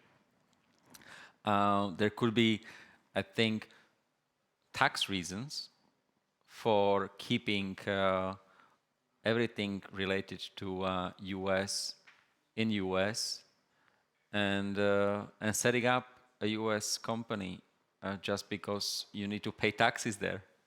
And it's much easier to draw a line what is the US part and what is the non-US part. It's easier to allocate it with having US company. Correct me if I'm wrong. I agree with that. Otherwise, if you had a U.S.-based office and U.S.-based employees without an actual U.S. legal entity, what you're effectively doing is creating a branch of that Slovak entity, for example. If for some reason you're really opposed to setting up a U.S. legal entity and you do want to just operate in branch form, what I do recommend is setting up a separate holding company. So if you've got your Slovak trader, what I would do is set up just a clean subsidiary of that company, so a Slovak newco, and have that house your branch activities. Because any entity that owns that U.S. branch is going to have a U.S. tax filing and payment obligation. So what you don't want to do is have that valuable trading company or that IP owner to be filing tax returns in home country and then also having to file tax returns in the U.S. Jill, none of my clients ever want their main trader filing U.S. tax returns. How about the agents? If I want to sell, it's so hard to sell virtually. These days during COVID, maybe you wouldn't do it otherwise. But for the complex products like we had here, like 3D scanners for the robots, etc., I guess business-wise, it would be much more sensible to have someone physically responsible for certain parts of the US market and physically meet the customers, explain. And you mentioned, Branjo, that it was commission-based arrangement. So in the beginning, so you would have a guy who is receiving money for acquiring new customers. Maybe there is some exclusivity involved that you wouldn't like the same person to be selling competitive products. So is this something, if you have an arrangement that a Slovak company have an army of agents going around the States and being paid for bringing new contracts, could this trigger a taxable presence in the US for a Slovakian company? Very, very likely, yes.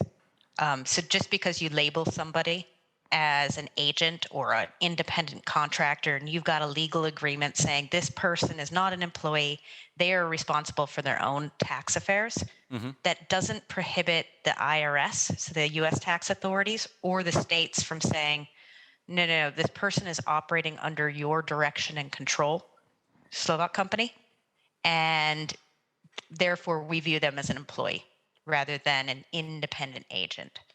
So any kind of sales rep would have to be truly, truly independent. For example, they would have to work for multiple different tech companies. Okay. But if that person's full-time employed by the Slovak company, they're very likely to create issues for the headquarters from a state and a federal tax perspective.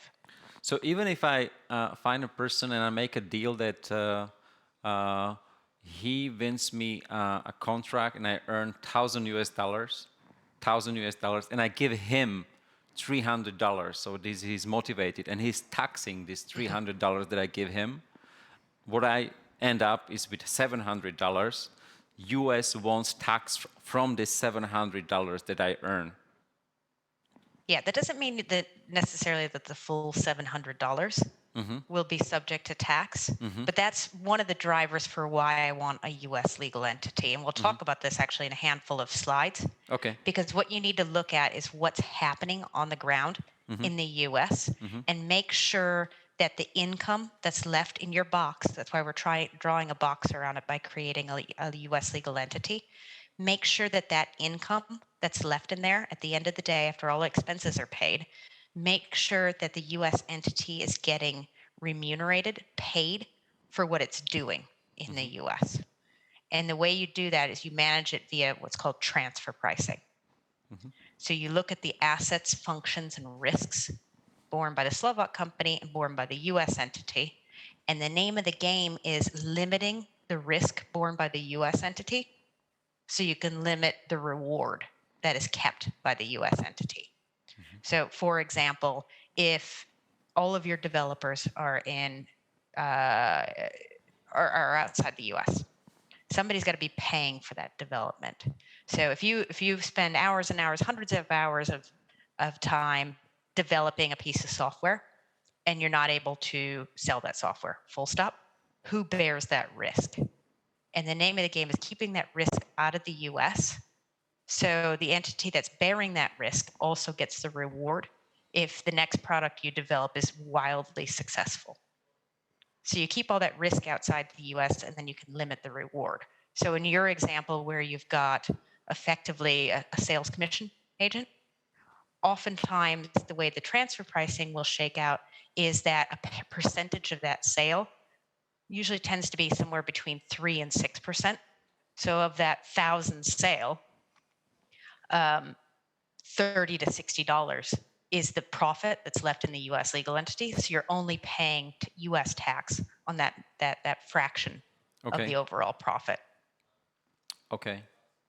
Okay. So we will discuss later the distribution model, and we can compare this. Excellent. So the next couple of slides, I just kind of want to set the scene of how the U.S. would tax. I mean, how it would really tax a company. So on the left side, I've got, what if we were in that scenario where you were operating in the US via a branch, or you were some kind of remote seller into the US? You don't have any US legal entity. So what the US would do, and this really goes back to your example, Richard, is where if you're creating a taxable presence in the US will seek to tax that, what we call income effectively connected with that US trader business. So if you're carrying on a business, physical presence in the US will tax that. The taxpayer is going to be your headquarter country because you don't have a US legal entity. So we tax, again, income effectively connected with the US trader business. You're supposed to be taxed similar to how a US company would be taxed. The other main area of taxation is withholding on basically passive types of income. So if you're licensing software to a US customer, the baseline starting point, just our statutory rate, is if you're licensing that software to a customer for 100, the withholding tax rate is 30% in the US. So if your customer is supposed to pay you 100, instead of paying you 100, they pay you 70, and they take 30 and pay that over to the US tax authorities. So that's gross basis taxation on withholdable payments. Now, luckily, we have a tax treaty in place, so we can reduce a lot of these rates, and we'll talk about that in just a little bit. But 30% sounds quite scary, but actually we can get it down to, in some cases, 0 for certain types of payments. So that's baseline how we tax non-US taxpayers. Corporate taxpayers are subject to a 21% corporate tax rate. Now, remember I said that there's state income taxes as well. Different levels of tax in all the different states, because right, every state has its own rules. And so a good rule of thumb if you're trying to estimate or sort of map out what you think your overall US tax costs are going to be, is we tend to use a blended rate of 25%. The reason we use 25% is because you get a deduction for federal tax purposes for your state taxes paid. So it's not 21% plus, I forget what it is, 9% for New York. You're not paying 30%. You will get that deduction. So if you're trying to model out what you think your costs are going to be, use 25%. Okay, so in Slovakia, we have a corporate income tax rate currently of 21%. It's funny, we have the same rate as you have. But we don't have this state and local taxes, which is coming in addition to 21. And the total consolidated tax rate is roughly 25%. So this is the figure when we are modeling the US tax presence. We should, for high-level modeling, 25 is the figure. Yes, that's right. And the next page, just again, setting the scene, different state and local taxes. Remember, 50 different states. The two in red are the ones you're probably going to be dealing with the most, state level income taxes. So that's when you've got a presence in a state and the state seeks to tax your income. And then sales and use taxes, which again, only apply if the product or service you're providing is subject to sales tax, and it's something you add on to the customer receipt. So if you're charging them 100, then the actual receipt would say 100 plus 7% sales tax or whatever the rate might be. But those are the two that you're probably going to come across the most. Be careful with states that have things like gross receipts tax. For example, Texas. So you might look at a table and say, well, these are the tax rates in the various states, and look at New York is 8%, but Texas is only 2%. Texas uses a different starting point for calculating taxes, where they'll look at your gross receipts instead of net income. So just be careful, it's not always apples for apples that you're comparing. Okay. Jill, There we have a question, sorry, about the Slovak Village software company. Someone is writing from a Slovak Village software company, Andrej Solar. So is there some kind of threshold, some kind of safe haven?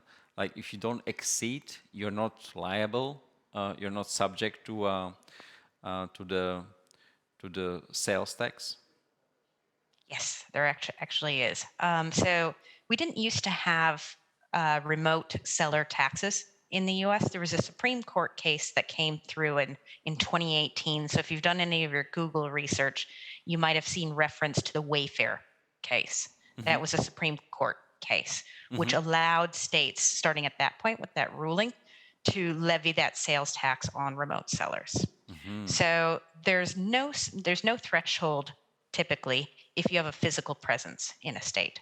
So for example, if you had people or property in New York, that first sale that you make in New York, if it's a taxable product or service, you have to charge sales tax. Very first sale.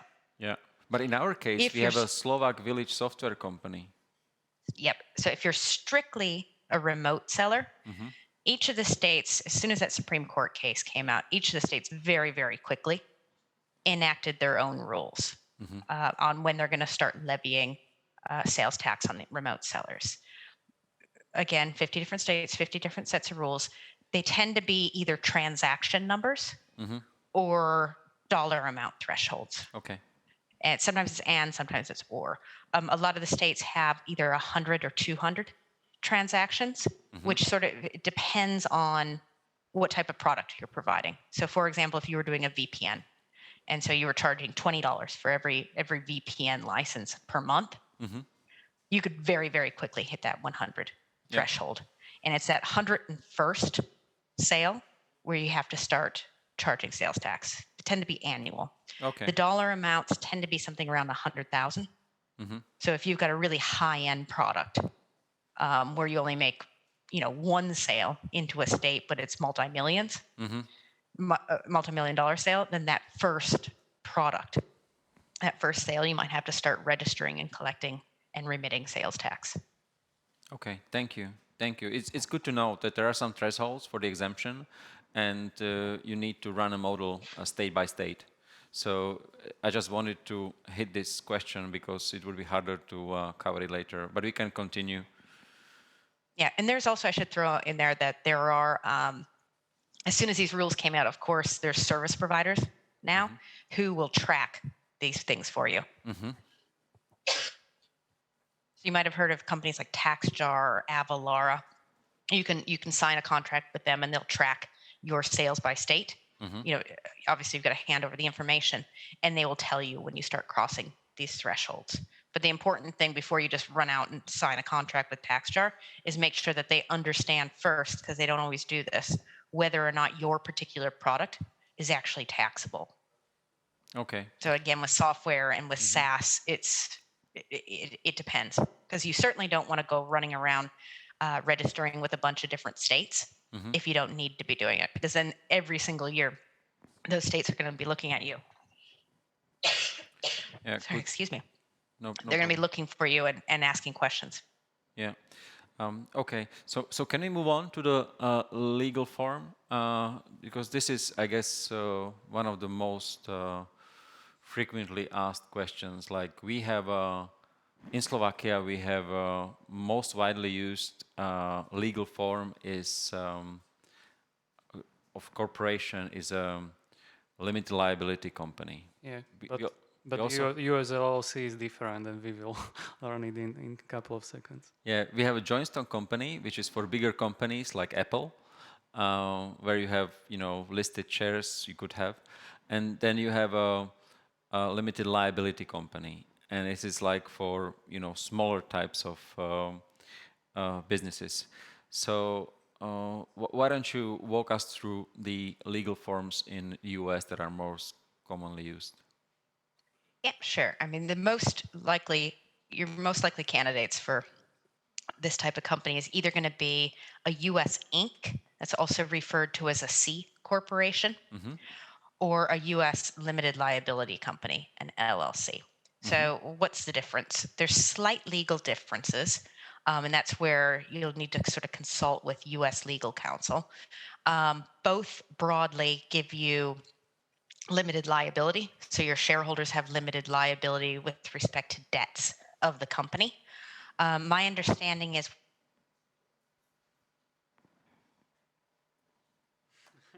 Ideš, Ciro. with things like, do I have to have in-person board meetings per month, or annual in-person board meetings? Do I have to do that? They tend to be a bit looser with LLCs, a little bit more flexible than with Incs or C Corps. So a little bit easier to operate. The big difference between the two is going to be the tax treatment. And I've seen companies get in trouble with this where they just run out and set up an LLC without sort of thinking or sort of fully understanding what the tax consequences are of that. So an LLC, if it's wholly owned, right? In our example, SK Co. owns 100% of your US LLC. If you do nothing, that LLC is treated like a branch. It's almost as though it just doesn't exist. It's as though you have no legal entity in the US, and you just anything that's happening in that LLC is viewed for tax purposes as though SK Co. is actually doing those activities. Jill, can I just pause here? I need to switch for 3 sentences into Slovak language because it's getting really technical. V podstate ide o to, že to LLCčko, pokiaľ nespravíte check the box a nespravíte tú prvú ako keby úlohu smerom k daňovému úradu v Amerike, check the box, len označiť tú firmu, že chcete, aby to bola spoločnosťou aj pre daňové účely, tak ona sa správa ako organizačná zložka v našom ponímaní. Aj keď to je spoločnosť, ktorá má právnu subjektivitu, daňovo je to organizačná zložka. To znamená, že je úplne transparentná a všetky daňové veci nerieši táto organizačná zložka, ale rieši jej zriaďovateľ, čo je slovenská entita. A všetko blato daňové, americké, ide za touto slovenskou entitou. Hej. Toto je veľmi dôležitý rozdiel, tento check the box, o ktorom sa hovorí, že vlastne pokiaľ vy nestihnete, nespravíte túto jednu kvačku tam spraviť, tak vlastne je tam celá expozícia na slovenskej firme. Hej.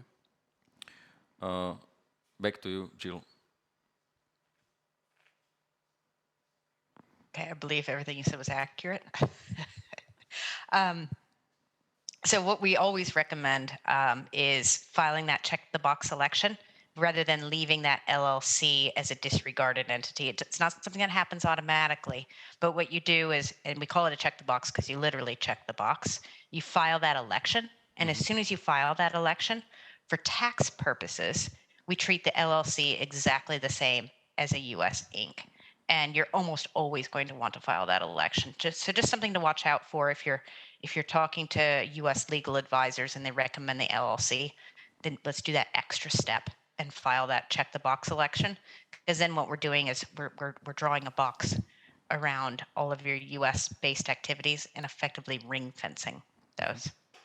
And how many days do I have to make this election in the US after I organize the LLC company there? Yep, so you've got 75 days from when you form it. So if you formed an LLC on May 1st, just next month, then you basically have until mid-July to file that election. So again, 75 days if we want to go back in time and have it always treated as a corporation. Now, at 75 days, people miss that all the time. There's a special piece of paper you can attach to the election where you say why your election is late, effectively, and you're allowed to do that so long as you haven't filed a U.S. tax return. You're still allowed to do that. So basically, you have until the return is filed to actually make that election. But I'd recommend sort of doing it straight away if we can. Mm-hmm. Okay.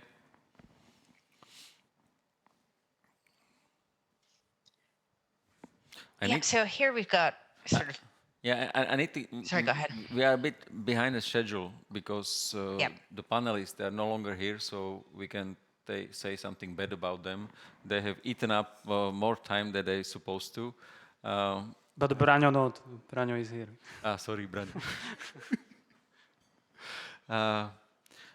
So Jill, if you think there is anything we could skip, let's skip it. Or maybe run faster. With these practical recommendations, is there anything really must to know? Yeah, I mean, I think this is a good list. So if you're thinking about opening up a company, that would be sort of, these are the 10 things I want to talk to my advisor about, just to make sure they're all covered off. I think if we're going to skip is a good place where we read those operating models. So if we've assumed, just a couple more pages, please. So if we've assumed that we've determined that we need to set up a U.S. legal entity, how should that U.S. legal entity interact with my headquarters? And there's almost every single time I've worked with companies, one of these two operating models is what suits. And once you pick an operating model, that doesn't mean you're stuck with it. You can always change that as the business changes. So we're going to talk about the services model and the distributor model. Now you'll see if you look at this, the big difference here is who is contracting with those US based customers. Is my headquarters contracting or is my US legal entity contracting? That's the big difference. If we could go to the next page. Excellent. So I'm going to start with the services model. So a lot of times, a lot of companies start with this model just to wait until they actually get a real foothold, till they really understand that there's definitely a market for their product or their service in the US. It also gives you a little bit of time if you're hiring US-based staff.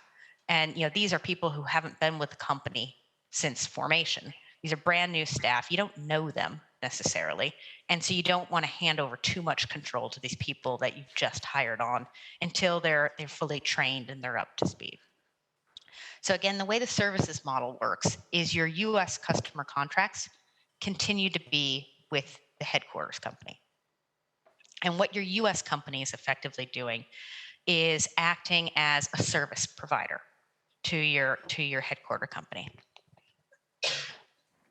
So the types of activities that work with this model without creating tax risk for your headquarters company is your US salespeople, often tends to be salespeople, can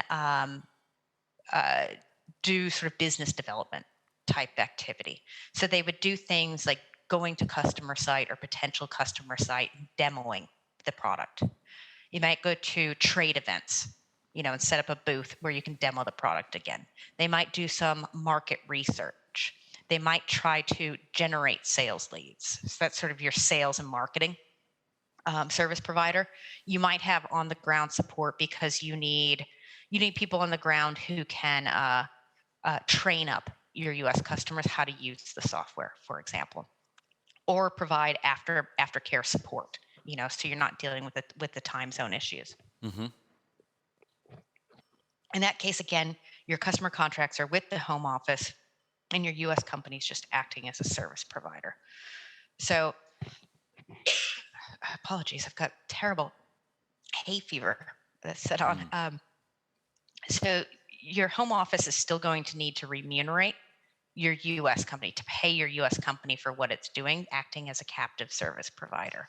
So how you typically determine, well, how much of that total income stays in the US company and how much income do I pay tax on? What you typically do is a markup on your US based costs.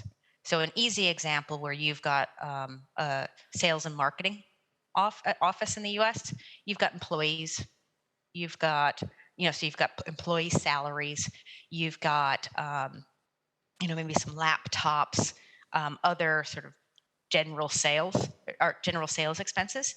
You take those collective expenses in the US and you apply a markup on those. So let's say you spent 100, you've got 100 of costs sitting in your US entity. You might determine that markup should be somewhere between 5 and 10%.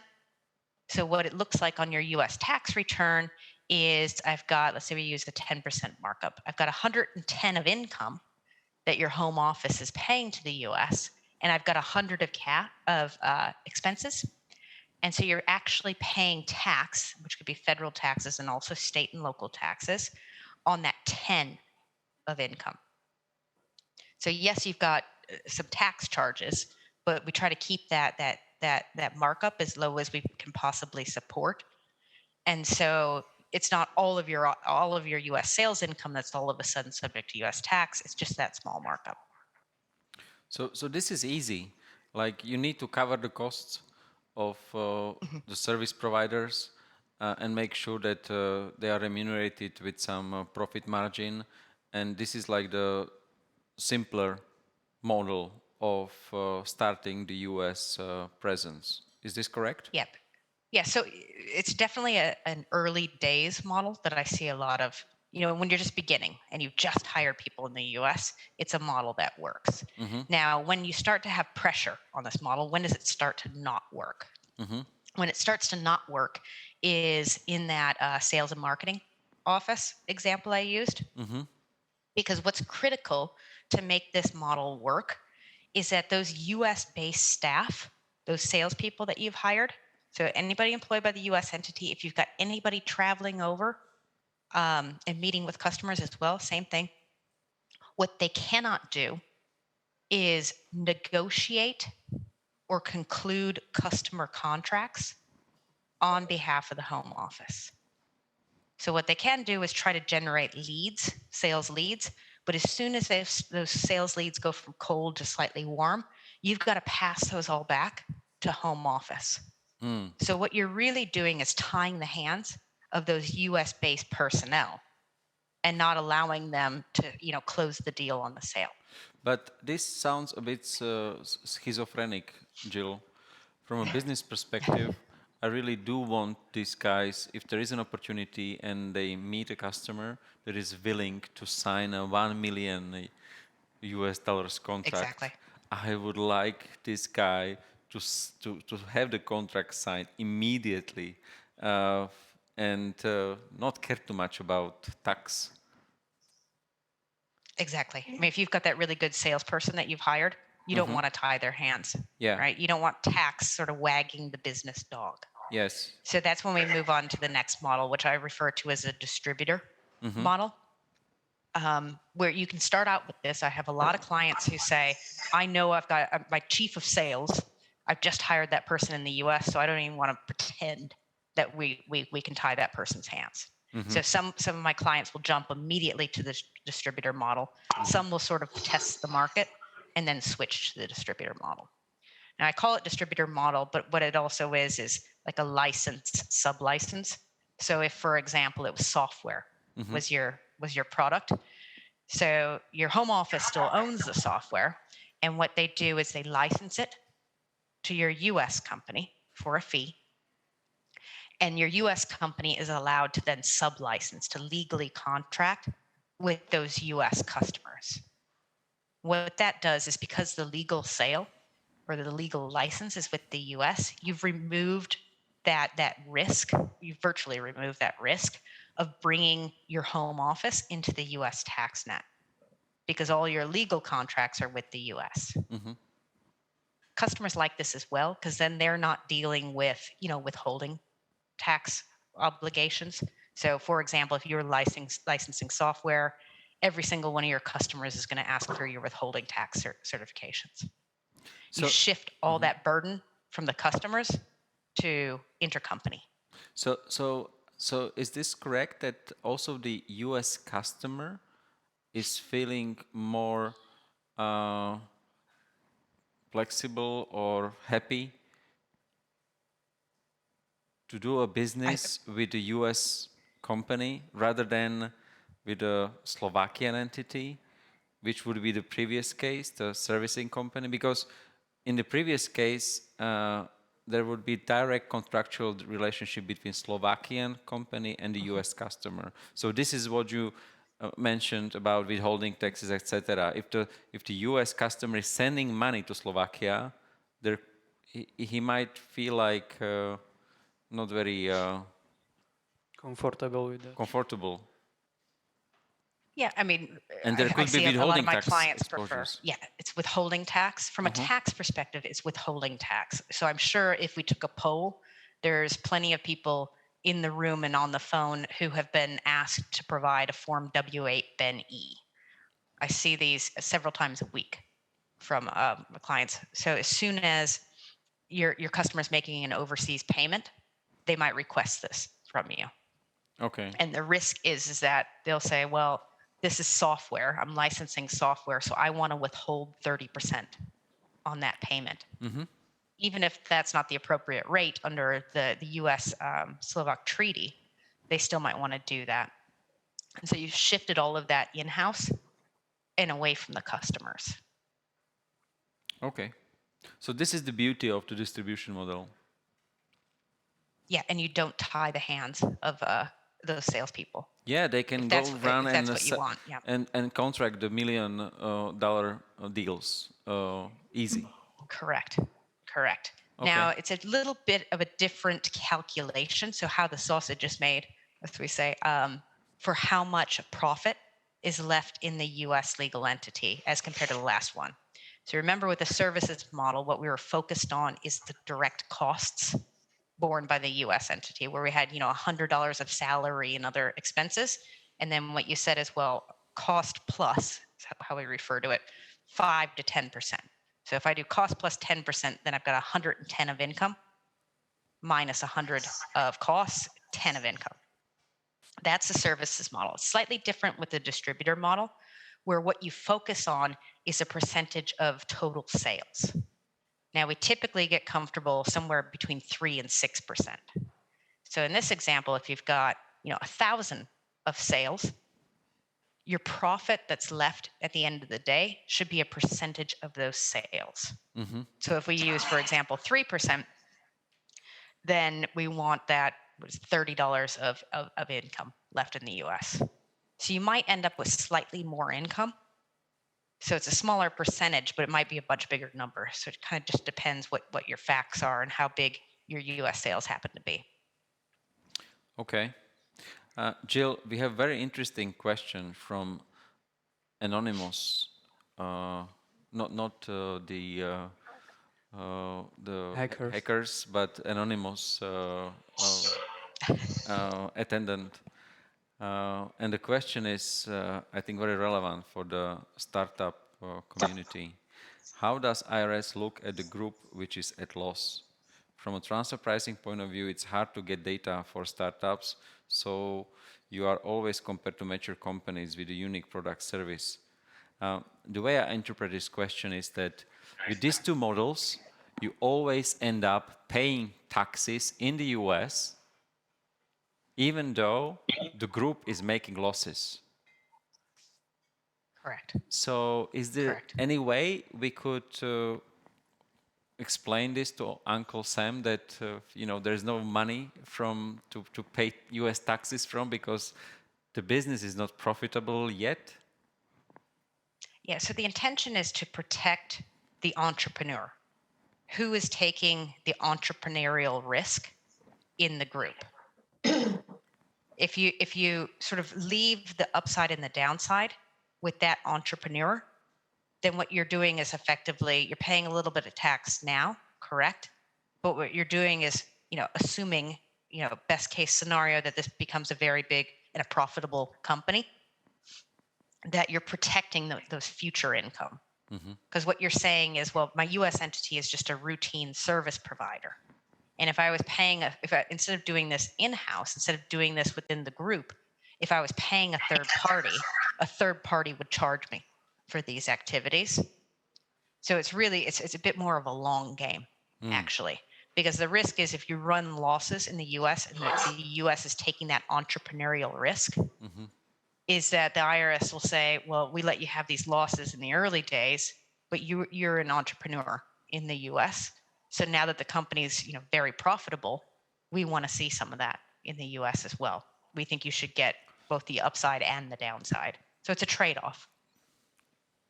So are you saying that if the US operation is just routine, either service or distribution, they need to be remunerated and they need to be taxable? Even if the whole group is loss-making, the only way we could make IRS happy with a loss-making US entity is being some kind of co-entrepreneur, having more functions, having more brain, having perhaps IP, whatever. But with these two models, business-wise, it's very stupid because a loss-making company is paying taxes, but this is how the world is running, unfortunately. Yeah, I agree with that. Okay.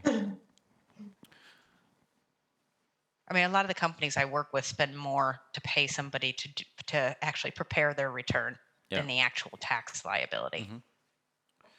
Okay, we have these two service models, cost plus, revenue driven. So we can skip that. Withholding tax. Okay. Yeah, I think a good place to talk about that might be in the next section to cover off withholding taxes, because I'm conscious we're quite a bit over. Yeah. Because withholding taxes will come into play as well when you're taking on funding from investors. So if we can skip ahead a little bit. That's right.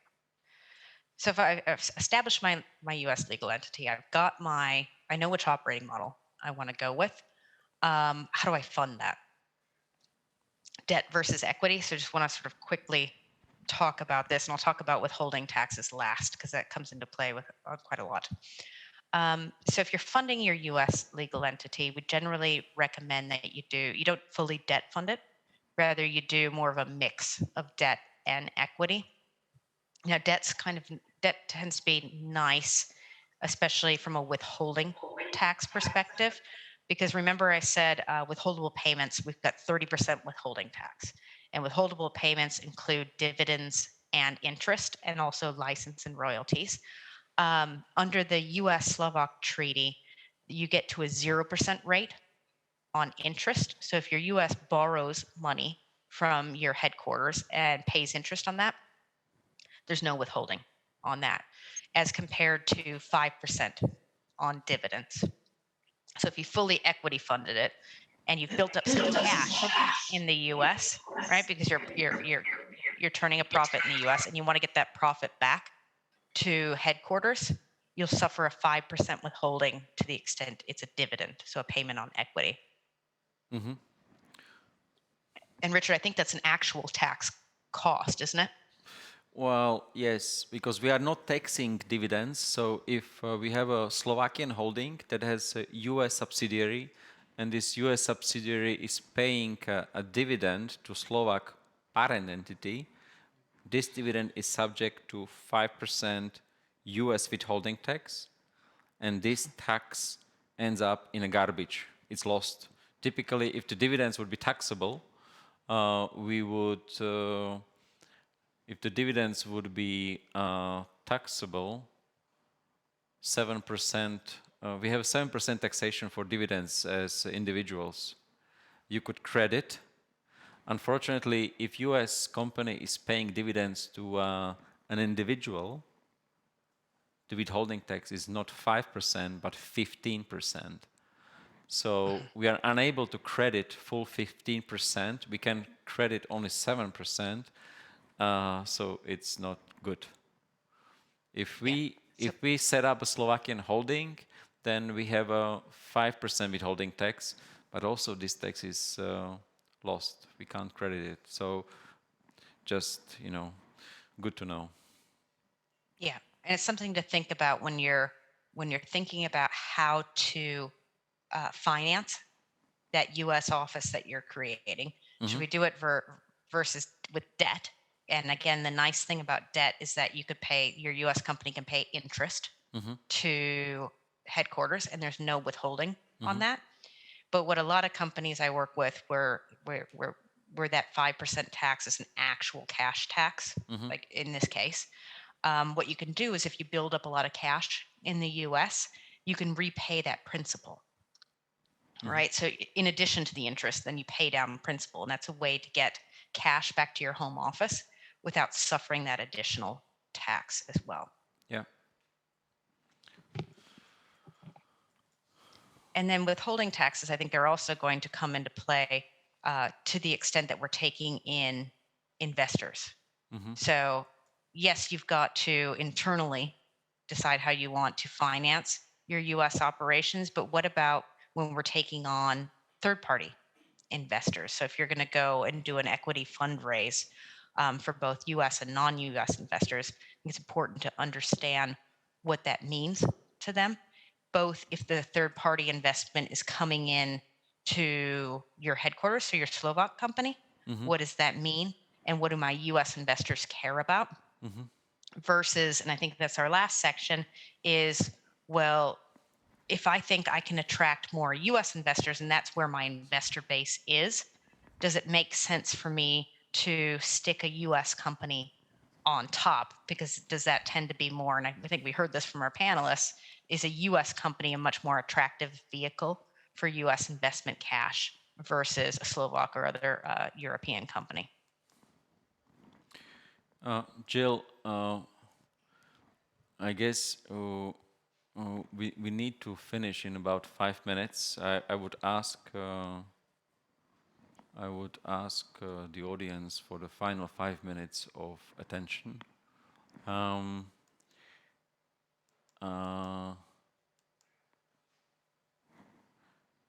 We have a final scenario. We have a unicorn. Slovak unicorn that doesn't want to be Slovak, but wants to be US. We have a Slovak entity that would like to go through the transgender operation and stop being Slovak and start being US. So we are exiting Slovakia. Either we are exiting IP or the whole company or whatever, and we are becoming a US entity. So the point we wanted to make here is that it's almost impossible to do such a transfer in a tax-neutral way, and Slovakia will need to see a tax on the disposal. So on the difference between the original book value of this business, which is in most cases zero, because it started from scratch, and the fair market value of this business that is being transferred to US, which is typically valued based on discounted cash flow. So if this big enough, there could be a big amount payable subject to 21% corporate income tax. And something to reflect. So I don't know if you wanted to add anything, Jill, to this. Yes, the one thing, I mean, I see this all the time where companies, European companies, sort of at this stage in development, has potential U.S. investors, and they want to just stick that U.S. topco, that U.S. parent on top, so they can get that external investment. And the one thing I would really, really caution on that is just to make sure you know what you're getting into, and you go in with all the facts and understanding what that means from a local country, so that the exit tax point that Richard made, and also from a go forward perspective. Where it gets really, really tricky is if this is truly, for example, a Slovak business, and all of your people and all of your operations are outside the US, once you transfer that to the US, you cannot get out again without, again, then triggering a US to exit charge as well. So I think the easier case is where really this is becoming a much more US-centric business. You know, you've got your US subsidiary, maybe you've hired your chief marketing officer in the US, maybe you're getting a new CEO, and it's just becoming a very predominantly US business. I worry less about that personally, because if it is effectively a US business, I mean, you're paying US tax anyway, and it's not going to be sort of such a terrible answer. Yeah. But if it truly isn't a US business and you're just trying to attract some kind of small investment, the go forward position can be quite costly. So if we were able to flip it, and you've got your entrepreneur, your Slovak entity, where all of your IP is in that entity, all of that is going to be subject to residual US taxation. We have things called controlled foreign corporations, where if you've got that US company up top, and let's say you've got low taxed companies below, you will pay top up tax in the US on those subsidiary operations, and your tax compliance charges and complexity is going to greatly, greatly increase as well. So it's just something that you have to understand what exactly the costs are of implementing that US holdco, so those exit charges, and then go forward. What is it going to look like, just to make sure you're not coming to us, you know, a year later saying, well, this is a terrible position we're in now. How do we unwind this? Because the answer is it'll cost you again to unwind it. So President Biden, what is he doing with taxes? What is he doing, or what would he like to do? Well, you know, is there any plan that we have it in our agenda, so people are expecting? Of course. Yeah. So there was some momentum last year, because the political situation is, obviously we've got a Democratic president, and we've basically got a 50-50 tie in the Senate. The Democrats have a majority in the House.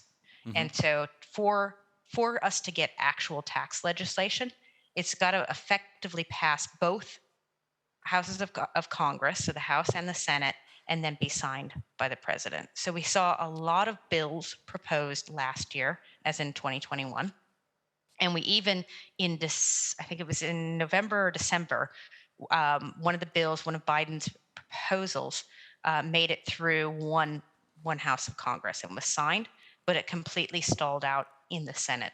And I think that's largely driven by the fact that there is that almost exact 50-50 split. So you've got to get, for the president to get something enacted, you've got to get every single one of those Democratic Congress members in the Senate to approve whatever bill. And so we saw proposals, and actually our most recent proposal, wish list, you could almost call it, included a 28% corporate tax rate. So I got a lot of calls from my clients saying, is this actually realistic?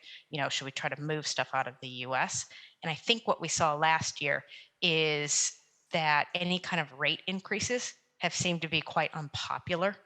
And so although it cropped up again in January in the budget, I think that's going to be kind of an uphill battle. If I was to bet money on it, I don't think we're going to see a tax rate as high as 28%, but it's something we need to continue to monitor. Mary, did you have any thoughts on it? No, I think you're right. There's who knows what's going to happen, and the appetite, even though the case is pretty strong for it, the appetite I don't think is there. And it would be 28 plus all the other taxes, the state. State taxes. Wow. Yes, so you'd probably be looking at, if you were modeling it out, something like 32%, something like that. So instead of 25, it would be 32. Wow. I'm showing my age, but when I started, it was 40. I started working. Okay, good. But again, I think it's quite unpopular. Yeah. It'll be tough to get anything that high. Okay, so can we wrap up? We put together 7 key takeaways. If you haven't listened at all, now these 7 items: remote sales, watch the US sales taxes and the agents that are selling your stuff over there. They could trigger a taxable presence of this Slovak village entity. Check the box. Make sure if you select the one that is much easier and cheaper to administer, the LLC, you do to check the box. Transfer pricing homework. Set up the transfer pricing so that you as entity is profitable, not very profitable, but enough profitable. Otherwise, you could run into some US tax problems if it's routine entity. The withholding taxes. This is something we discussed a bit. This is especially for the software companies. If you are having a distribution entity in the US that is selling the software to the US customers and is being sub-licensed through the Slovakian entity, there could be withholding tax exposure. Withholding tax could be as high as 10% and it's on a gross amount. So it could completely demolish your cash flow. And also profit margin. If you have a low profit margin business, it can destroy your profitability. So. Yeah. Okay. The consolidated US tax base, 25 could run to 32. IP transfer taxable in Slovakia, 21%. That's it. Do we have any questions? No, we don't. Oh, we do have a question from, again, Anonymous. How about sale of physical products from Slovak company to US company? Does there need to be a paper contract in case IRS would like to be nosy? So if we've got an intercompany sale, I think that's all part of your transfer pricing. Mm-hmm. So when we choose which model we use, so let's pretend we're doing the distributor model, where you've got your headquarters company owns the IP, owns the software, we'll say, and then licenses it to the US, who sub-licenses it to your customers. What I like to see, especially when it's early in the growth cycle, is you don't need some 500-page master file, local file, benchmarking exercise. But what you do need is something, if the IRS were to come asking questions, that shows that you thought about what that intercompany transaction should look like and what that intercompany pricing should look like and why you thought it should be that. So for example, you might say, well, we limited the risks to X, Y, Z, and therefore we think it's a routine return that should be earned by my US legal entity. And so we've determined that 3% of sales is an appropriate return. And you include things like ability to use things like brand name or logos or IP on a license-free basis, so that other sort of softer IP, right? So trade names, letterhead, that sort of thing, that the U.S. entity is able to do that without paying a license fee for that the U.S. legal entity is supported by any kind of back office function. So for example, if your HR is back in your home office, legal, finance, that they're providing all that support. Because all this support is coming from your home office, that's why you've left a low rate of return in the U.S. legal entity. Jill, I just wanted to thank you for your inputs and the presentation and all the time you spent with us on the preparation. I very much appreciate it. We now will enjoy the buffet. Unfortunately, you cannot join us for this buffet. I would like to send you some nice pieces of good Slovak food. Hopefully, we'll convert this event into a business for you. You fly from London and you meet with our clients, and you'll be able to enjoy some Slovak food here soon. Brilliant. So thank you very much for your help and support. We'll keep in touch. Thank you for your patience. Sorry for making it 30 minutes longer. 30 minutes longer. And very nice greetings to the internet audience. Yeah. And Mary, do you want to add something? Sorry, Mary, you're still here. Yeah, I am. And I would just like to say that I would not describe Jillian's comments as boring. I would describe them as very sobering. And so much of the conversation with the entrepreneurs was around selling. And I just don't know about the level of awareness. So I think Richard and the EY team, there is more work to be done on this, because I think it was Maya who said, you got to get it right the first time. You don't want to screw it up. And these are things that if you do it wrong and you don't realize that you're doing it wrong for year after year, it could really come back. So I think that's a takeaway, but really informative. And I love the way you did the different scenarios. It just made it understandable and scarier. Thank you. Thank you, Marianne. Sorry for not having you here as well. So hope to meet you soon. Warm greetings. I'm just so, yeah, I miss you guys so much. I really do. So thank you for letting me be here remotely. Thank you. Thank you again. Have a nice day, and we'll keep in touch. Sounds good. Have fun tonight. Bye-bye. Bye-bye, Mary. Bye-bye. Thank you. Thanks for having me. Thank you, Jill. Bye. Bye-bye.